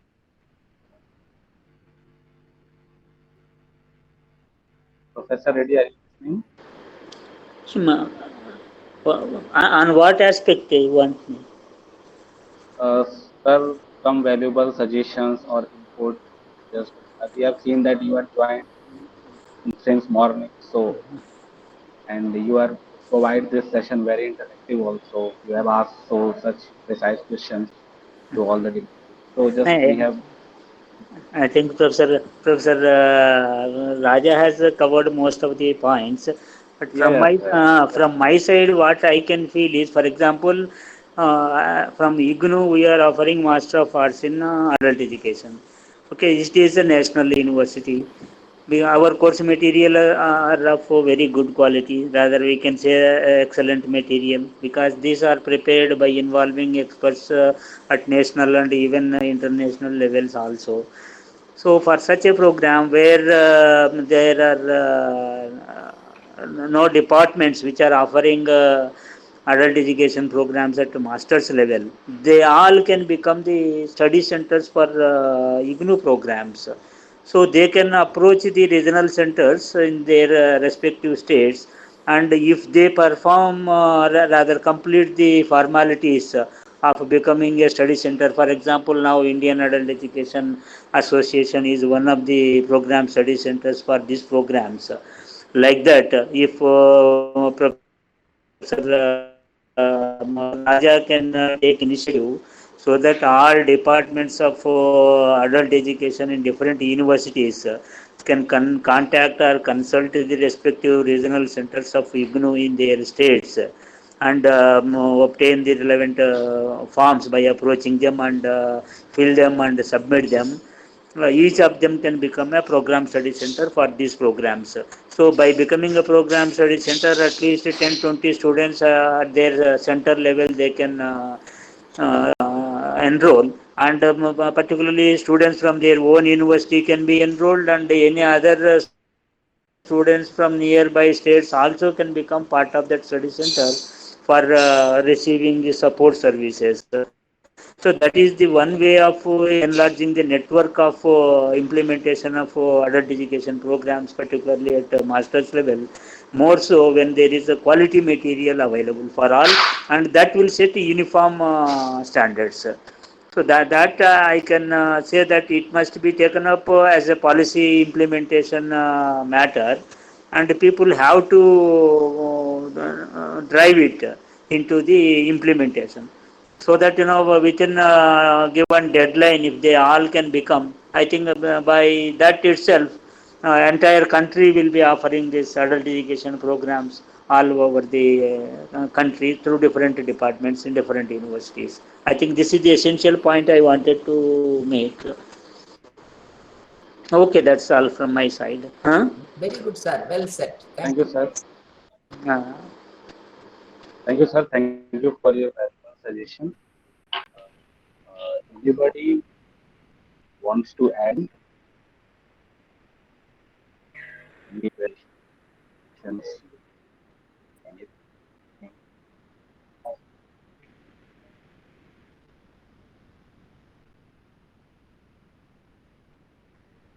Now, now we are moving to the last formality of this session. So I would like to request Jyoti just to provide thanks to all the head of present here on the top of the education extension University of Guwahati. Over to you. Thank you, Siddhant. So, I wholeheartedly thank you, all the dignitaries, for being with us for days. Uh, as we all know, we are celebrating our centenary year celebration of the and also Azadi Mahotsav for India, 75 years of independence. And on that occasion, we have organized this 2 days online ceremony, prospects and scope of employability in adult and lifelong learning in higher education in India, challenges and opportunities. For that, we have invited Professor Seema Bawa, the Dean, Faculty of Social Sciences, uh, the University of Delhi, Professor Sushma Yadav, member UGC, uh, for as our chief guest, and Professor K. Parsarthi, former Vice Chancellor, Tamil Nadu Open University. I thank them all for being in our inaugural session. And for today's session, I would like to thank you all for providing us these valuable suggestions, and Professor Purnima ma'am, Professor Dr. Shikha Kapoor from Jamia, Professor Prabhakar, Professor Sujit Kumar, Professor L. Raja, and also Professor Mantosh Ghosh and Professor M.V. Lakshmi, and Professor Mir, sir, though he was not well, though he joined us. And also Professor Sanjay from Sagar University, and Dr. Satyavati from Tirupati, Venkateshwar Tirupati University, and also Sujit Kumar sir. So, and that's all. We will provide the report for this uh, event, and we'll mail you, and also we consider your recommendations and suggestions for the University Grant Commission and the Ministry of Education, Government of India. Thank you all for joining us. Thank you very much.